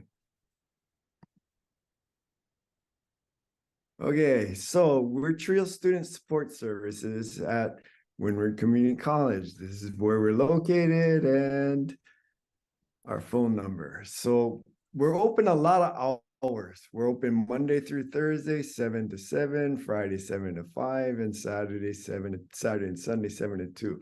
The reason I point that out is a lot of times we'll meet with parents and students because it just works out nicer that way. Some of the things that are different in college versus K through 12. So one of the things is K through 12, it's all about success. You want the student to be successful. In college, everything is about access. So it's not necessarily about success in terms of disability services. And that's where Trio comes in. So Trio still is with the K through 12 in terms of providing access. Success versus access. There's a map of where we're at, and what we'll do is Kahea has this PowerPoint presentation, so if you need more information, you can get it. These are some of our staff members. These are some of the peer mentors that are there that you can get assistance with, and these are the services that we provide. So the students, everything is free. So in terms of services that your son or daughter may need, it may be tutoring. We provide free lunch. We have study areas. There's free printing. A lot of things that I guess you would get at DOE. So in most college situations, you're not going to get it. Then the reason we can do that is we're a federally funded program, and we're set to the population we serve are first generation, low income, and or disabled students. And that's where all these things come in as free because it's federally funded. We also do tax services where we just finished filing taxes for everybody for free, for students, the community. We partner with Goodwill. Oops, wrong one. If you have any questions, this is where you can call. And that's basically our presentation, because I don't know what you need or what you'd like. And I know Kahea can explain a lot more of what we do and what has helped her and her students. Absolutely. So I just want to say that Roy has been such a great community partner for us at Castle High School. This year, we have a record number of our kiddos that are in non-credited track as well as diploma track that are going to be attending college. That is something that when I started doing this 16 years ago, when we were transitioning our students out of the DOE into the adult world, college wasn't necessarily something that came up very often. It was usually DVR and DDD, and are we going to get them employed, and how are we going to find services for them so that they're engaged in their communities. No one ever talked about college, and that has started, like, that conversation has come up a little bit more in the last 4 years, which is why we've been inviting these services to our virtual open houses, is because it is more accessible, I feel now, than it was in the past. And so right now, how I've been using TRIO is students that are interested in going to college, they are using TRIO as a community-based instruction. And so they're going there and accessing their DOE education during the day and going to TRIO. And TRIO is also a work-based learning environment for about 20, Roy, of our fully self-contained students. This semester, there's a lot more students. I kind of gave Roy a ton of kids this semester, to help give them employability skills. But I believe in TRIO. Debbie used to be a one-to-one for a young lady who has Prader-Willi, and she wanted to have college experiences. And so she accessed TRIO. And in the process, like, I really wish Debbie was here to share this story, but I have heard her share it. So I'm going to try to do my best here. In the beginning, Debbie used to have to meet this young lady in the parking lot where her mom would drop her off and then walk her up to TRIO, and then they would go to their classes. But because of the amount of support that Roy and his crew provide, by the end of the semester, Debbie could tell her, okay, meet me at TRIO. And she was perfectly fine to walk up to TRIO, to be independent while she was there, or using the supports that exist at TRIO until Debbie could meet her. And for some of us who have children that are like that, like I do, my daughter is about at that same level where we would need to transition her to be able to independently access this space on her own. This is really huge, right? This is really great. Yes, Cheryl, I agree. TRIO programs are amazing. Roy, can you share which campuses have TRIO programs in the state of Hawaii? So right now it's Honolulu Community College, UH Manoa, Kapiolani, Hawaii Community College just started their program this year. Is that on Hawaii Island? Yes. Oh, okay. And UH Hilo has a program, and I think that's it. And I remember, I think it was last year, you folks had a pretty big scholarship, right, for your TRIO members. Was it last year? There's a lot of different scholarships for students. So depending on your parents, the income, they're going to fill out FAFSA, and they may or may not get that money, but there's other monies available also. Right. And then there are students that are exiting Castle High School. Their first year is paid for by the Castle Foundation. So, and if your child graduates from high school on a non-diploma track, they won't necessarily qualify for FAFSA right away. But if they earn 6 college credits, then they do qualify. So this is kind of a great way to do that. If they're going for their first year and it's free, then they can earn those 6 credits and then eventually maybe access those funds as well. And it is also really important to understand that a college degree doesn't necessarily have to be the goal. College experiences come in all shapes and sizes. It might just be wanting to access a certain class, or you're interested in a certain thing, maybe pottery or art or theater or the sciences. One of my kids that is now with Roy loves astronomy, right, Roy? And so that's the classes that he likes to access. And so yeah, anyways, but I really appreciate you coming, Roy. Does anyone have any questions about this transition from high school to college if your child wants to explore those options? Were you able to replace Jody yet over at the college? And that's why I'm laughing. The office I'm in now is Jody's old office. So I was the disability counselor prior to her coming when Ann Nemke retired, and then Jody was here. Jody left April 1, and I'm back in the office. So it's you right now, Roy. You are the special education counselor right now? Yes. Oh, well, our families will benefit from that. Well, thank you so much. If there are no questions, okay, we'll have you. I have a question. Sure. Sorry to bother you. So when our our son is graduating from Kailua High School this year, and he has special education services, but he's never been in fully self-contained. He's always been in general ed because he's high functioning autism. Do I understand it correctly that at Windward there is scholarship money for Native Hawaiians that go? Oh, yes. So there, if you have Hawaiian, depending on your parents' income, we have students getting about $23,000 a year free money. But Okay. normally they have kids and that kind of thing. But if you were, single, young, you probably could get about 15,000 between all the different funds. So you definitely can get that. But this is the big but.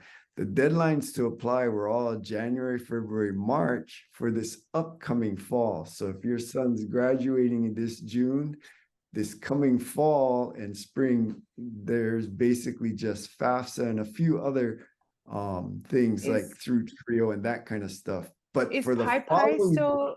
yes, Sorry. PyPy is still available. So PyPy is another source that could pay for the first year. There's a first year program, I don't know the name.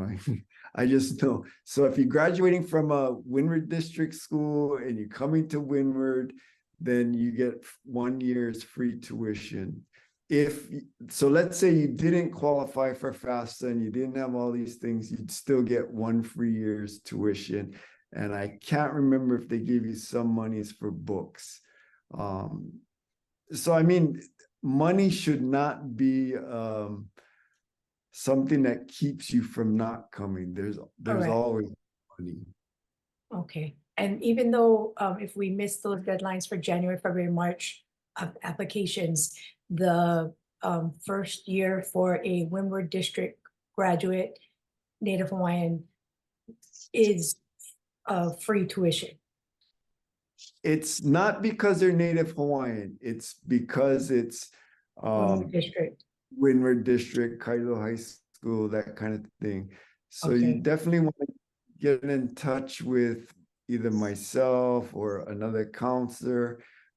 You can talk to the people at Kailua High School. There's a lot of options. Okay.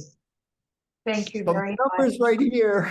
Carol, you had a question? I do. I just want to clarify, does the family have to apply for FAFSA to take advantage of those unique Windward Community College scholarship opportunities? So the way the grant, the one we're talking about works is you apply for FAFSA. If, let's say, FAFSA only gave you $1,000, then the other scholarship would kick in the rest of the money to make sure that it pays all your tuition. If you applied for FAFSA and you got full FAFSA, then you wouldn't get this scholarship. You know what I mean? So no matter what, your first year is going to be paid for. You're not going to be paying for it. But the family does have to complete the FAFSA. There's no work around that, right? Yeah. Yes, okay. There's no work around that. Yes. Thank you. And so you complete the FAFSA, but can we contact TRIO or just admissions about the first year? No, you can come to TRIO and we can help you fill out FAFSA, fill out the Windward application. And that's why we got all the hours. So the evening hours, you'll see there's a lot of parents that come evening and weekends because most people work Monday through Friday kind of thing.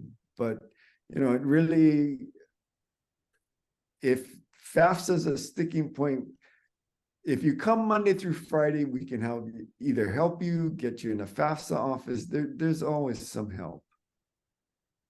Yeah, those tend to be not really people friendly, so it's really great to have that help, Roy. It really is, especially with the parent ones. I luckily don't have to do the parent ones, but all the people I know that did, this year in particular was incredibly frustrating. Yeah. It's all new stuff. Yes. Yeah. Okay, so if I can have you stop screen sharing, Roy. Thank you so much. Y'all, I really do mean it. Access Trio, Access Roy. It is really, really a great program. I'm a huge fan of it. I really do send so many kids to Roy. It's not even funny. He might get tired of me eventually because of the amount of kids that I send to him that are graduating this year. Okay, so now it is going to be Arlena's turn. So Arlena is going to explain to you guys how to access so the DDD services.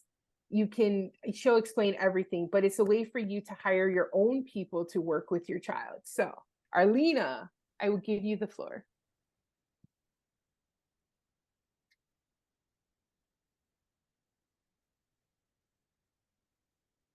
So I can see that you're unmuted, but we can't hear you. Can anyone else hear Arlena, or is it just me? No, I can't hear her either.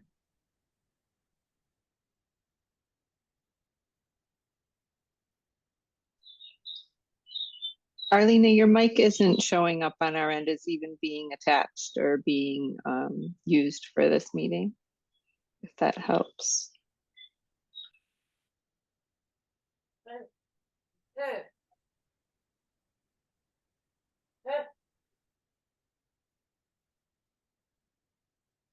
I'm really excited to hear about it, though. The consumer directed part of it is really awesome. It's helped so many people that have come through our office where they get to hire their own workers. So it's really exciting. I can't wait for it. Okay, you called in the phone. Oh, maybe your phone's unmuted? It doesn't show up that we even have a microphone for her right now. Oopsie. There's a 1320 number. Could that be hers? Oh, here she goes. She's connecting.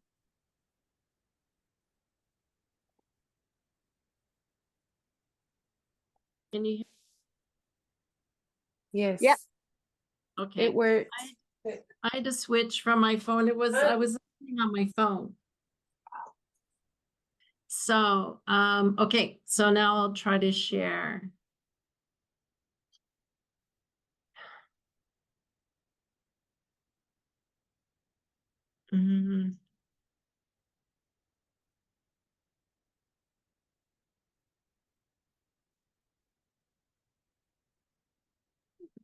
It's all right, Arlena. Take your time. We are doing really well on time right now. Okay. When I share in my screen, it doesn't give me anything. Do you want to try sending it to, Angelica, Where how else? would you be able to share it? Where else would I put it? Okay, you can send it to the Hoomana email and then Angelica will share it. Sorry. No, you're doing great. Don't worry about it. Is there anything that I should be, because when I click on my presentation, it doesn't do anything. So where should I click on the Zoom meeting to So on share? the bottom, it says share screen. It's like in green. It's a share screen with a square and an arrow pointing up. You Got see it. that? Okay. Okay. So let me see if I can do this now. Daintree, you think you're bad. I'm worse, huh? It's all good. It's all good. You see it? Not yet. All right. Got it. So thank you all. I want to just say aloha, mahalo to Ho'omana for allowing us to be a part of this. We aren't your traditional providers, so I will go into basically what we do. But my name is Arlena Wong. I'm the executive director here in the Honolulu office. And I have various agents here that help most of our participants. And our mission is to facilitate freedom, choice, and opportunity through innovative fiscal agent solutions. And we've been doing this since 1995 across the United States. We've been in Hawaii since 2017. Acumen receives a contract through the Department of Health. The Developmental Disabilities Division and the Executive Office on Aging has contracts with us. And we support participants in some of their programs. These participants are referred to us by DOH. The participants themselves don't seek our services, and that's why it's a little different. They come through the Department of Health. So we have over 900 clients across the state. We are a statewide program. So in this presentation, I will outline the process that leads to receiving our services. And I'm going to use a familiar story to us all to illustrate what this looks like. So for individuals with disabilities, getting services is a journey, right? There's a lot of things that need to be done along that path. Like the search is like a tornado, right? And you hope to land on the right services. Sometimes you don't land on the right services, and sometimes you do. There are various options along the way, but only one road to Acumen. So first, an individual needs to qualify for the DOH Developmental Disabilities Division services. So that's the first step, is getting into the door. And that's what Lane described earlier as being qualified and getting services through the DDD. Then once they qualify for that, they need to qualify for the Medicaid IDD waiver program. So that's the second step. It's that waiver program. Then Arlena, sorry. Yes. Sorry. Your screen stopped sharing. Is there, can we see if we can troubleshoot that, or you can send it to Hoomana and Angelica can share it for you if you want. Okay. All right, let me go back. I don't know what happened because I don't see. Let me get, do you want me to just go forward and continue on? And you totally can. I just want you to know that we can't see your screen, but you can just keep doing what you're doing right now. It's fine. I'm sorry. I don't know why. You're doing fine, Arlena. No, it's good. Sense. You're doing awesome. You just You're doing super. Well, I wanted to show you all of these pretty slides, but that's okay. Do you think you can send it? Are you like I can. I just need to maneuver a couple of things here to get back to my email. So we would love to see what you worked hard on.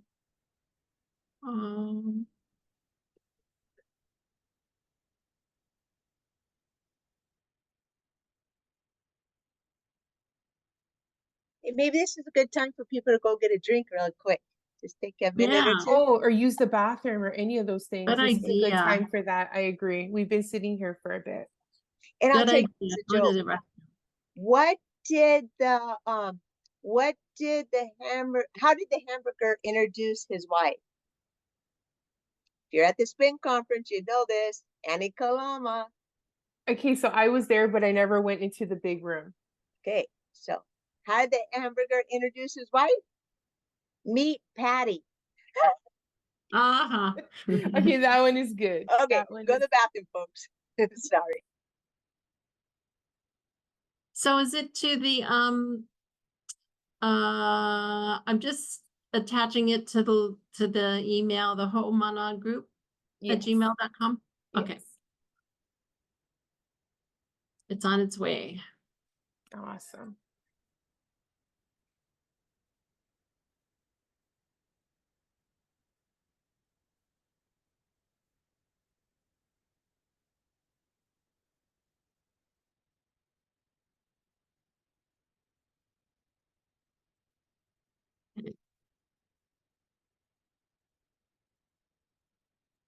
Yeah, we'll just give Angelica a minute to get it. We'll be good to go. All righty. But while we wait, so I personally use Acumen for my daughter's services for some of her things, which is why I love that Arlena is here. It's just really a great thing for people to know that this exists. Yeah, we have, I think, several people here that also utilize our services. So it's great to see some familiar names and faces, and love to share. So I appreciate this time. Yes. Okay, I see the email. It did come in. So just give us a minute. We'll get it on the screen. And I had this individual whose name is Kylie. He gave me permission to use his name. He's an individual DD, and he does consumer directed. And he asked me to help out and be a supervisor to his mom because he felt his mom needed a little bit more training. He was so cute. He came in. So I've been now his supervisor to his mom, and I get a follow up once a month. And so yeah, it's a family affair. So it's a really great program. So it doesn't have to be immediate family. You can pick and choose, and it's just a wonderful system. It's really exciting to be able to empower individuals to hire their own staff. Yeah. And the key is to getting that Medicaid waiver, because 100%. That's when the referral will come through. Yep, very much so. And we do, if any individuals are with the VA or with Hoomana Care, we have contracts with them also, and we do a very similar thing.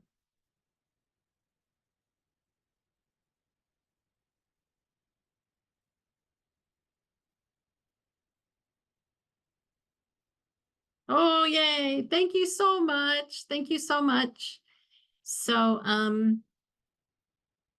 the slide that I'm on is, that's not mine. That's not mine. That's not mine. Oh yeah, no, those look like a different thing that she's doing. There we go. Yeah, there we go. Yep. Okay. So that's the one that I just went through. So, yeah, those are, that's kind of how we get it. So if you go down, so the journey of getting the services, and then you got to go down a couple more slides. Just go past the, the next one. All right there. So they need to get the DD division services, right? And then the Medicaid IDD waiver. And then they can choose consumer directed services. So with the click of their heels, they're then referred to work with Acumen Fiscal Agent. Next slide. So what is consumer direction? Lane didn't really go into it in her presentation, but if they receive services and they can qualify to self-direct or make their own choices, what happens is the participant or the client, what's called the participant in the service vernacular, it's the client, or the authorized representative, like Daintree, is designated as a legal employer by the DDD case manager. So somebody becomes an employer. The employer could then hire anyone they choose to be their employee to provide the waiver services to the participant. So let's say the participant has respite, PAP, CLS, those kinds of services. They can choose somebody to work those services instead of an agency.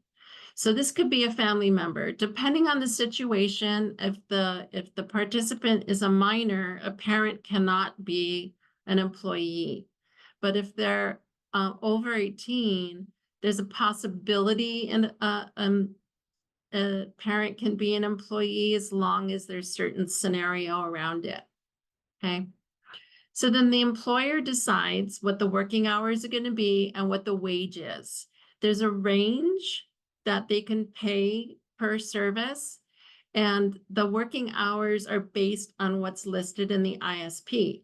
So if the ISP says 10 hours a week of CLS, let's say, then they're going to want to schedule their client to have those services approximately 10 hours a week.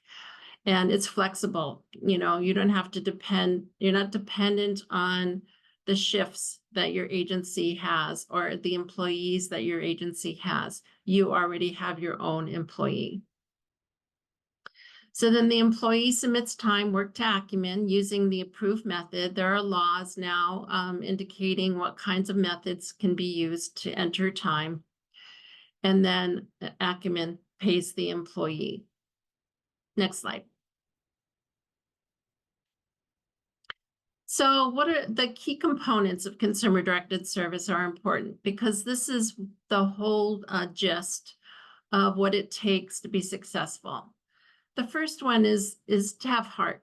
You have freedom to hire your own workers and even your loved ones. So if there's people who are close to you, or if there's people who only the participant is able to work with, you know, sometimes they don't take to anybody. There's specific people that they're close to that are already doing the work. They can be paid to do it.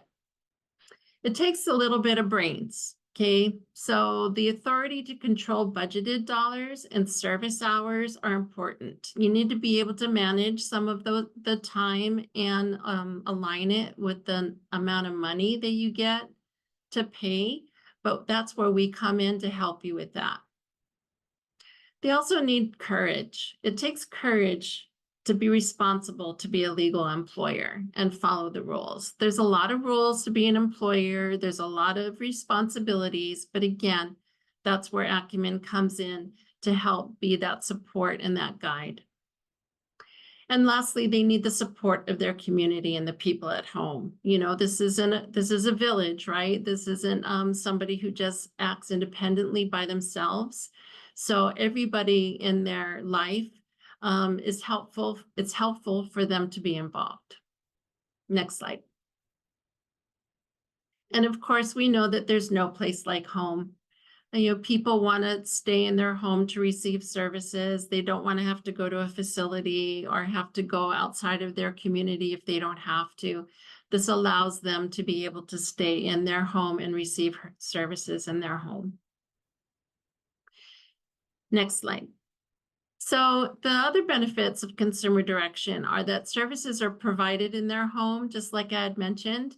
They're not dependent on whether an agency has the staff or they can provide the services. If there's a backlog of services for certain agencies, you don't have to deal with that backlog. You can just hire somebody and they'll work for you. It also provides additional jobs to rural communities. So there's some places where agencies don't have people. There's some rural communities where people need jobs. And this is an opportunity for both the provider and the individuals who need work to be able to help their community and provide that employment. Another benefit is Acumen supports the employer and employees to manage their budget.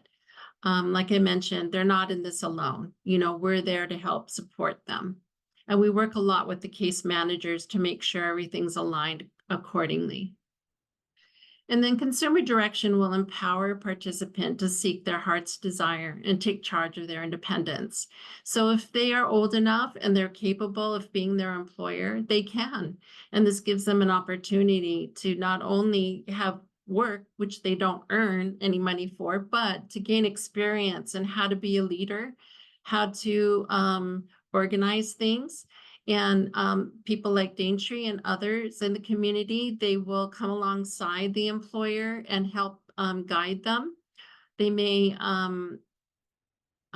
be an official part of it, or they may just be what we call an authorized consent. They're just there to help. Okay, next slide. So in conclusion, Acumen is behind the scenes, and we support the participant that chooses consumer-directed services. So the things that we do is we set up and train the employer as a legal employer. So they're a legal employer with the IRS, with the State Department of Taxation. They're on the books, okay? We also set up their employees as their legal employees, and we help to also seek employees in case they need any. We also manage employment forms and updates. So there's a lot of paperwork, as you can imagine. So we do all the management of it. We do all the documentation. We do the W-2s. We do all of the stuff that's needed to keep them employed. We collect the time worked by the employee, and then we report the time for EVV law requirements. Some of you know what that is. And we also generate the employee paycheck. So they report their time to us and we pay them. Then we pay the employment and employer taxes. As we know, when we have a job, there's taxes that we pay out of our paycheck, and the employer also has taxes that they pay, you know, like unemployment taxes. So we do all of that on their behalf. And we represent them to the IRS. So they don't need to deal with the IRS stuff. We do that. When we might need their help in some of that, like assigning a letter or signing some documents, but they don't need to deal with the headache of the IRS when it comes to being an employer. So this, in a nutshell, is what fiscal management services are. And that last slide there is other things we do, and this is just on the side, is we collaborate. So we help people look at planning for the future. We've done a few collaborations, and our current one is with Special Needs Hawaii. We have a seminar on Saturday morning that will talk about how your adult children will be taken care of. And what kinds of things you need to think about in order to make sure that their future is supported. And Special Needs Hawaii is going to go through that list, but we'll also talk a little bit about what I just spoke to now for people who don't know about self-direction. So if you're interested and you know somebody who might benefit from this seminar, please have them call me, because we're RSVPing. There's a limited amount of seats, and we still have several seats available. So I really encourage anybody who has adult children and you don't have things set up for you already to come and participate. It's a free seminar. You get some good information and hopefully some stepping stones to know what to do to set up their future. The other thing that we have been involved in is a parent leadership course that I've been involved in for many years. And for anybody who wants to learn skills about being a leader in your community, this is good for the advocacy, like the Developmental Disabilities Council, other types of involvement in the community. It's a great place to learn. It's free, and it's like a college course. So it's very, very comprehensive. We educate people about self-direction like I'm doing now. And I'm also on the board of the FASD Action Group. So we like to give people information about FASD, and we're working towards trying to get FASD acknowledged as a type of disability that can access resources and services. And then we support our families through helping them with computer literacy, seeking employees if they need to, and then connecting them with community resources like you all. And next slide. And this is it. So contact me if you need further information. That's my contact information there. And if you have any questions, I'd be happy to answer them.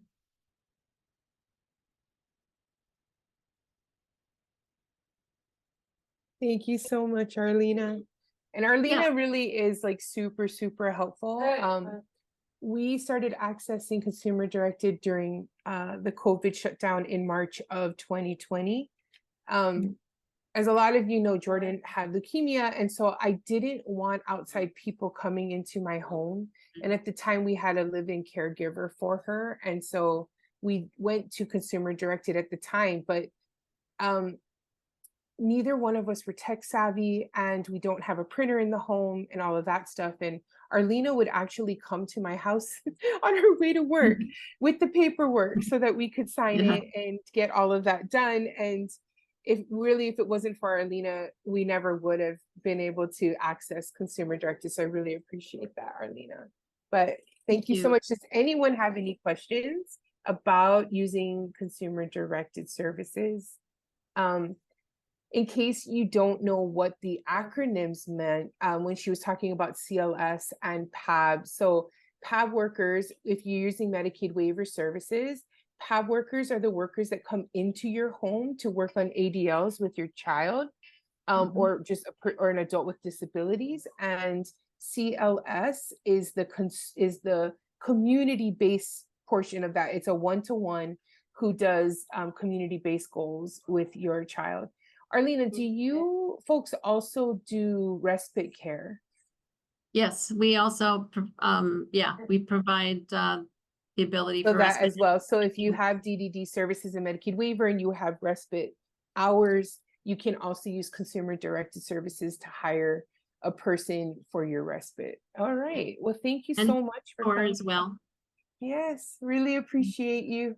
Thank you. Yes, you did great. Okay, so our last presenter of the night is Evan from Lanakila. And Evan also provided, Evan, you're mostly on the DVR side, correct, at Lanakila? Will you be talking mostly about the employment part or both? I was going to do kind of a broad range, including some overlapping information about our Department of Health Services as well. Excellent. Okay, we will give you host, and then you can share your presentation. Great. One moment, just enabling my share screen on this side.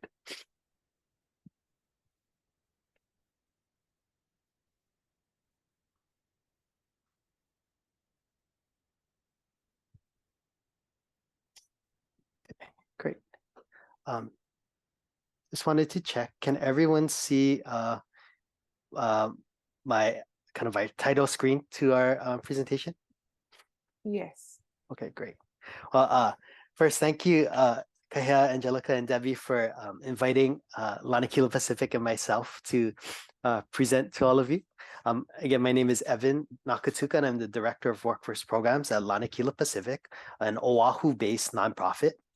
I'm going to just start with a visual to kind of show all of you a little more of what we do.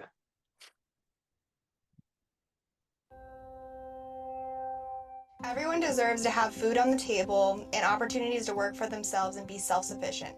Our mission is to build independence for the people with all types of disabilities. We are Lanakila Pacific.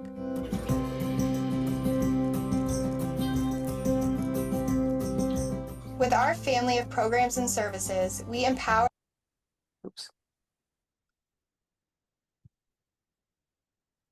inspire, and include individuals within our community to build a life of independence where they can sustain themselves. Empower means to me the ability for one to do what they want, to make the decisions that I want to do this today, I want to go here today, and be able to do so with confidence. To me, the word empower means giving people the tools that they need to do well. So I think by volunteering here, it gives me the opportunity to help others. My volunteer work helps others be able to have a little bit better quality of life. Inspire, what does it mean to me? It means a lot to me because a lot of people at Lanakila Kitchen that have been working here for a long time, like Kevin, he inspired me so much because he's Mr. Dependable, and he helped me making the scones and learn how to scoop, learn how to count them correctly, and learn how to package them correctly. And also, I made a good friendship with him.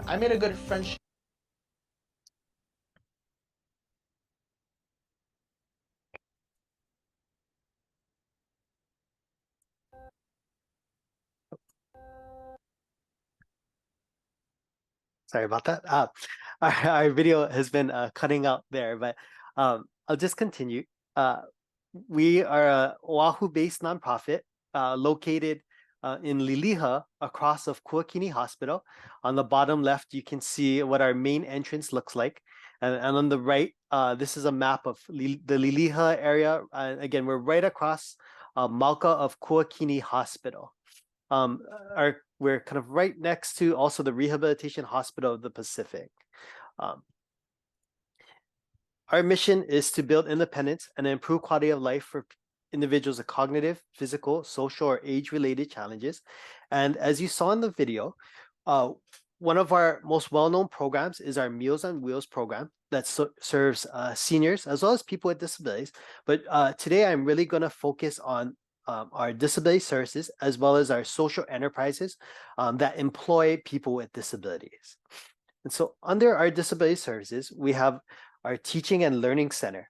And now Kahea asked if we're going to be focusing on employment, but I'm going to start with some of the more holistic services from under our Teaching and Learning Center that actually cross over with many of the things that you just heard about via the Acumen presentation and through the Department of Health Developmental Disabilities Division. And so specifically, we call our Teaching and Learning Center is our program that serves people with intellectual and developmental disabilities referred by a Department of Health Developmental Disabilities case manager. So very same eligibility process and referral system as you just heard from Acumen. We provide community living services group as well as adult day health services. So we're slightly different in the sense that we're not a consumer directed program, but we also support the activities of daily living and the individual goals of people with intellectual and developmental disabilities as mapped out in their individual service plans. And so we provide those services both at our main office on Bachelat Street in Liliha, as well as in Wahiwa. We have a Teaching and Learning Center there as well, with a number of adults who access services out on that side of the island. And then when it comes to our employment services, we provide job training and work-based learning opportunities to support the employment goals of people with disabilities. One of the main referral sources for our employment services is the Division of Vocational Rehabilitation. So luckily, we got to go last. So a lot of this the information you heard earlier tonight kind of stacks towards our program where we work with both, again, the Department of Health, Developmental Disabilities Division, the Medicaid Waiver Services, as well as the Division of Vocational Rehabilitation. So I'm sorry, before I move on to Voc Rehab, I'd also like to mention there are also services that support employment in the Medicaid waiver system as well.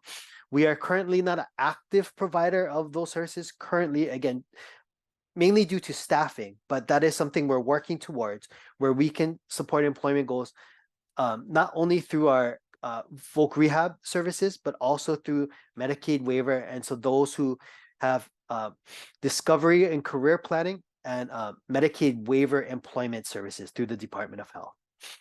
But moving on and focusing on our employment services for people who have services with the Division of Vocational Rehabilitation, we teach work readiness classes, both in the high schools as well as for those who are either transitioning out of high school or who have completed high school. We provide work-based learning experiences, which can be either paid in actual paid positions or unpaid work experiences. And then we also do individual workshops, either one-on-one or 1-to-3, helping people with their individual training and navigation needs, where we're helping people, again, prepare for, gain, or maintain employment in the community. Expanding a bit on our unpaid work experiences, in the video, you saw a small snapshot of people volunteering in our Meals on Wheels program. We actually also support people who are preparing for employment, who are still exploring what it means to work or still learning different tasks that they like or don't like, building skills, building awareness. Some individuals volunteer with us at Lanakila Pacific, say in our Meals on Wheels program. And we also help people connect with unpaid volunteer experiences in the community. We have people who are starting volunteer positions at the YMCA because they're looking for more childcare experience, or volunteer experiences in the Humane Society. Those are two pretty common volunteer routes. Again, working with animals or working with in early education or seniors perhaps. And so these are examples of unpaid work experiences that people use to, again, explore interest areas or practice volunteering in the community as a stepping stone towards work. Many of these volunteer programs have interviews and onboarding processes very similar to finding a job, but without maybe the same level of expectation as a paid employee. Moving on to our work experience, our paid work-based learning experiences. Our specific program is called, again, Paid Work Experience. And we practice technical, and I heard earlier, employability skills in paid settings in our paid work experiences. And so similar to a staffing company, we connect with community-based employer partners, and you can see a list of some of our more recent employer partners who ended up hiring our program participants. But through our paid work experiences, program participants work a total of 120 hours, so that averages about 15 hours per week on a part-time basis. And this is a really good stepping stone for people to get that first-hand work experience. Some people come to us and say, I want to work, but I'm not told. I've never tried working in this environment. I think I want to, but I'm not totally sure. I have not done it before, or I could use some support transitioning to this work opportunity. And so we've connected with nonprofits like Goodwill Hawaii, Bishop Museum, and also retailers like Uniqlo, restaurants. Podmore Restaurant Group is one example. Kualoa Ranch provides a number of different job opportunities. Right now, we've had people access more AINA-based work, groundskeeping, that their large expanse at Kualoa Ranch. And these 5 employers we selected for this presentation actually because they represent just a portion of the employer partners we work with, but we've had participants move on from temporary work experiences to actual employment, permanent employment with these companies, where people, our program participants, we decide, I like working here, I'd like to apply for a permanent role, and the employer has an opening, and so it's just a good match because it's not theoretical to either the employer or the program participant. They've done the work, they have an idea of what the work will look like, and so both have a good sense of each other. During the interview is not abstract, it's not theoretical, it's based on what the employer has actually seen the participant do. And so under the paid work experience program, Lanakila Pacific hires and pays our program participants to work at minimum wage, which currently is at $14 an hour. And then our participants are connecting. We help facilitate connections with employer partners throughout the island to access these work-based learning opportunities. And so these services are primarily for those who are referred to us through the Division of Vocational Rehabilitation.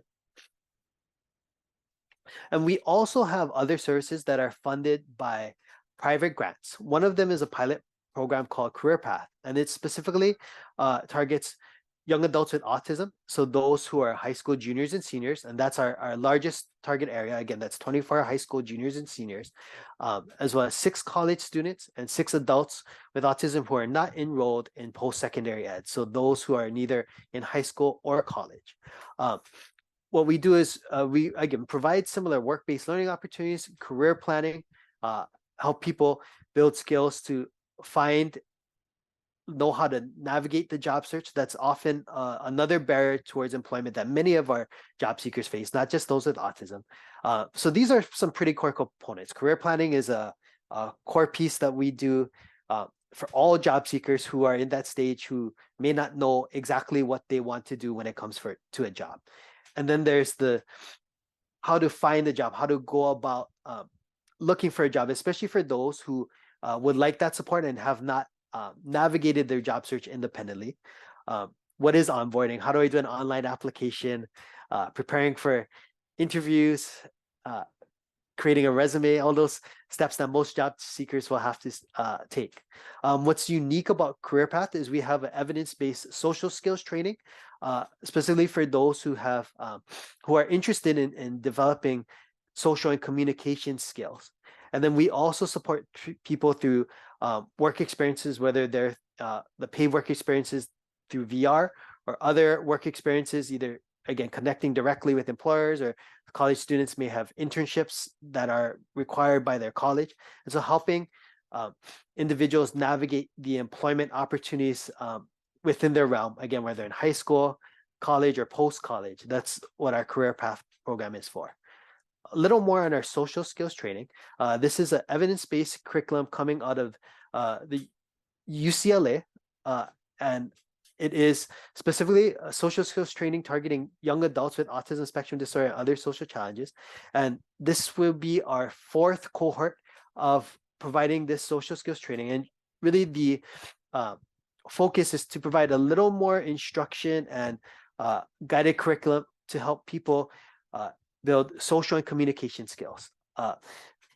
Workforce programs like ours, employment programs like ours, many do what we call like employability skills, soft skill development. Many do interview prep. These are all important work readiness skills. These are things we've historically done.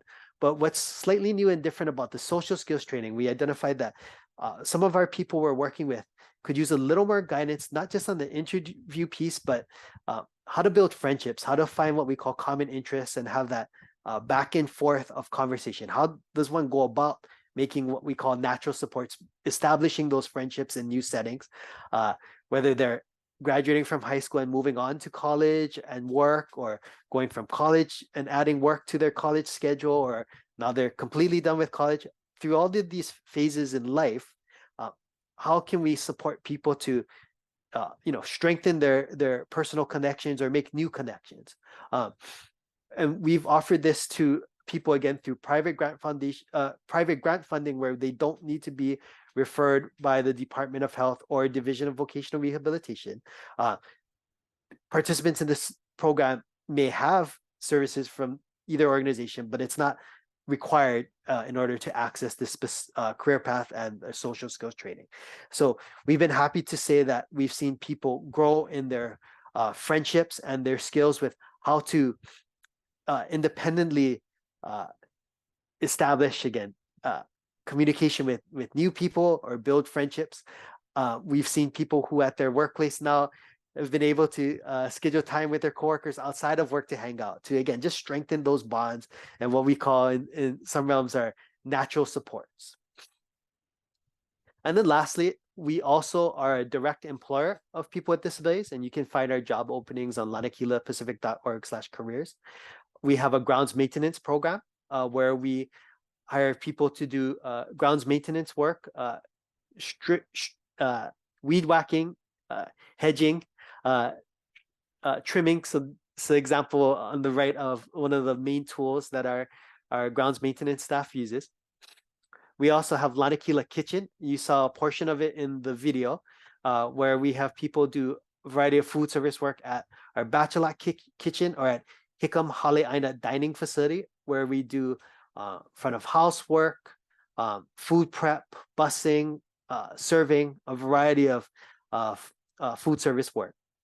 And then lastly, we have our custom products department, which does screen printing and embroidery of shirts like the one I'm wearing now, or the ones you see in these pictures. And so part of our mission with these social enterprises is to employ people with disabilities. And so taking a step back, people can, just like all of our jobs, can see what vacancies we have.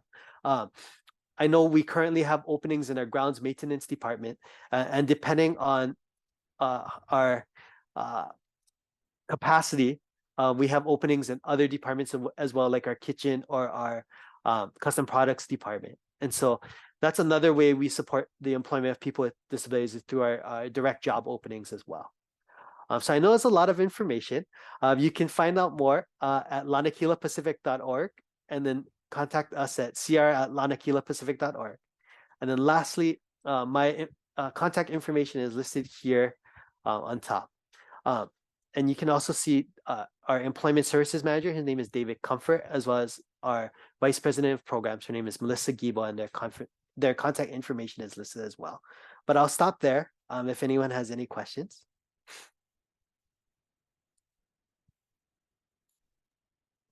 Thank you so much, Evan. That was a lot of information, but it was really, really cool.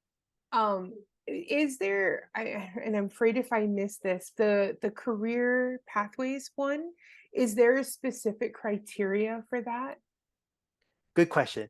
So I'd say more so it's what we can provide within that program. So I mentioned, again, one of the main components is our social skills training. An important criteria that is just if the person is interested in learning those skills. I know at times there are parents who are interested in their son or daughter accessing that service. So there's kind of two layers of or second layer criteria where we've talked to individuals who, for whatever reason, they might not be comfortable at this stage yet joining that type of group. It might cause more anxiety or stress for the individual. That's just not the right forum at this time. And so that's a criteria for one of the specific career path programs. But we have people with, again, voc rehab services and DD services who have accessed that program because it's grant funded and kind of just supplements the resources available. What we don't have in career path though is the one-on-one support that might be available through voc rehab, what we call job coaching in voc rehab, or one-on-one direct support work through the Department of Health Developmental Disabilities Division for that grant funded program. We just don't have that level of state and federal funding. It's all privately funded. And so what I mean to say by that is many of the people who are accessing those services either get that from another option, either through say like insurance-based ABA or Department of Health or voc rehab, or for whatever reason they don't have those services or are not maybe eligible for DDD services or are not utilizing that level of support for voc rehab. And career path then is a good fit because the person is okay with a little bit more independent navigation, if that makes sense. So I hope that answers some of the questions. Yeah, no, that was great. Thank you so much, Evan, for coming and for presenting. I can tell, like, I knew you were out on Friday. I was afraid that you weren't going to end up coming, but I'm glad that you pulled it together. Thank you so much for coming. I just put a link in the chat for our evaluation. If the families who are here, if you can click on that, it's just a really quick survey or evaluation about tonight's virtual open house.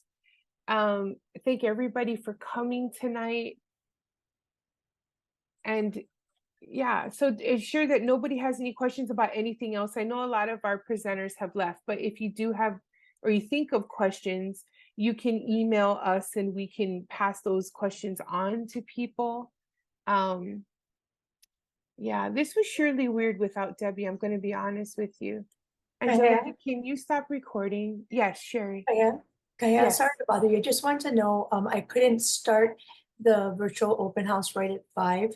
Will the slides from the different presenters be available on your website or by email or if they shared it with us, then yes, we will send it in a follow-up email. But when this is over, it will be uploaded onto our YouTube channel. So you would be able, so we will share that in a follow-up email as well, so that you can just access the whole presentation again on YouTube. Okay, got it. And Evan, just a quick question.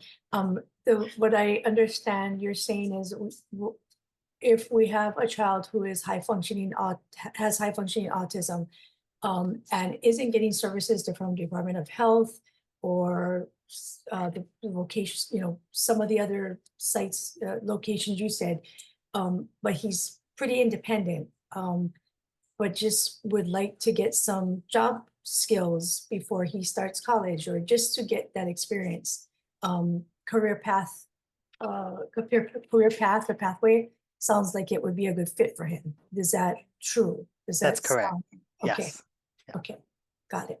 Thank you. Thank you, Kahea. Thank you, Kahea. Oh, yes, no problem. Sorry, I was muted. Okay, is there anyone who has any other questions before we complete this virtual open house? Hello, ma'am. This is Martin. First of all, I want to say thank you so much for this presentation for in all the different programs. We are new to Hawaii. We're a military family, and we have a 21-year-old who have been 20-year-old who've been trying to get services from since our last base. So we've learned so much. My main question was as far as a YouTube link. What's the where can I find information for the YouTube link? Because we're going to be watching this video over and over again, and any previous videos. And because this is our 4th year. So what we'll do is, we'll have to, when this recording is over, we have to upload it. It's a process, but as soon as we have the YouTube link, we will send it in a follow-up email for all the people that RSVP'd for this meeting. So you will get an email from us that has a link to the YouTube video. Okay, that works. Thank you so much, ma'am. You're welcome. Oh, Anne did send me, Anne was just in the chat, sorry. Anne did send me a, Angelica, can you look in the Hoomana email? She sent a flyer. So there's something that's coming up on May 4th. Yeah, Anne, would you want to share about that real quick before you leave? Anne is one of our parents. We'll try to get it. Sorry, I couldn't find my, I couldn't find my unmute. Hi everybody.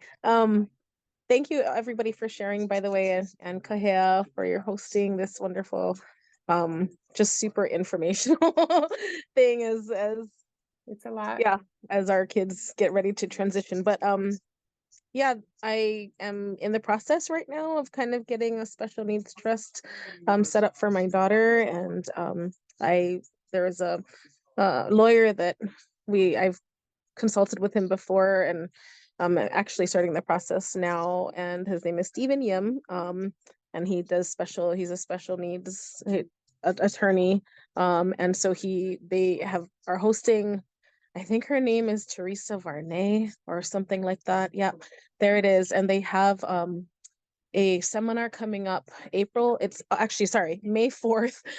They do have one on May 3rd that's happening for professionals, but he said if you can't go to the May 3rd or if you can't go to the May 4th, you can totally come to May 3rd as well. But the May 4th one is more set up for families, but it really will have like everything that you ever want to know. Different about setting up a special needs trust, and kind of everything that comes with that, and different lawyers, like for like my daughter who's going to be turning 18 next year, guardianship, they'll have different things like that, different people there to talk to find out what the process is even for that. So there will be a lot. I don't even know everything that's happening, but I know I've gone to it like many years ago, but my daughter was young, so it kind of was like little bit over my head and everything was really new.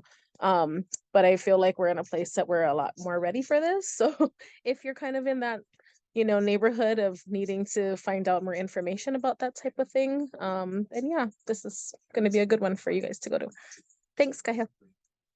No problem. And Anne brings up a really good point, because yes, this was a lot of information. And I have found that you glean and you get what you need when you need it. So you'll be hearing all of this information, and the things that are really relevant for what you need right now, you're going to get. And that's why we do upload the video, is so that people have the opportunity to rewatch it and glean things as they need it. So anyways, but thank you so much to our presenters for coming tonight. Thank you so much to our families for coming and gathering information. May your post-high school transitions be seamless and full of positivity. But thank you everybody for coming. It was really great to have you all here.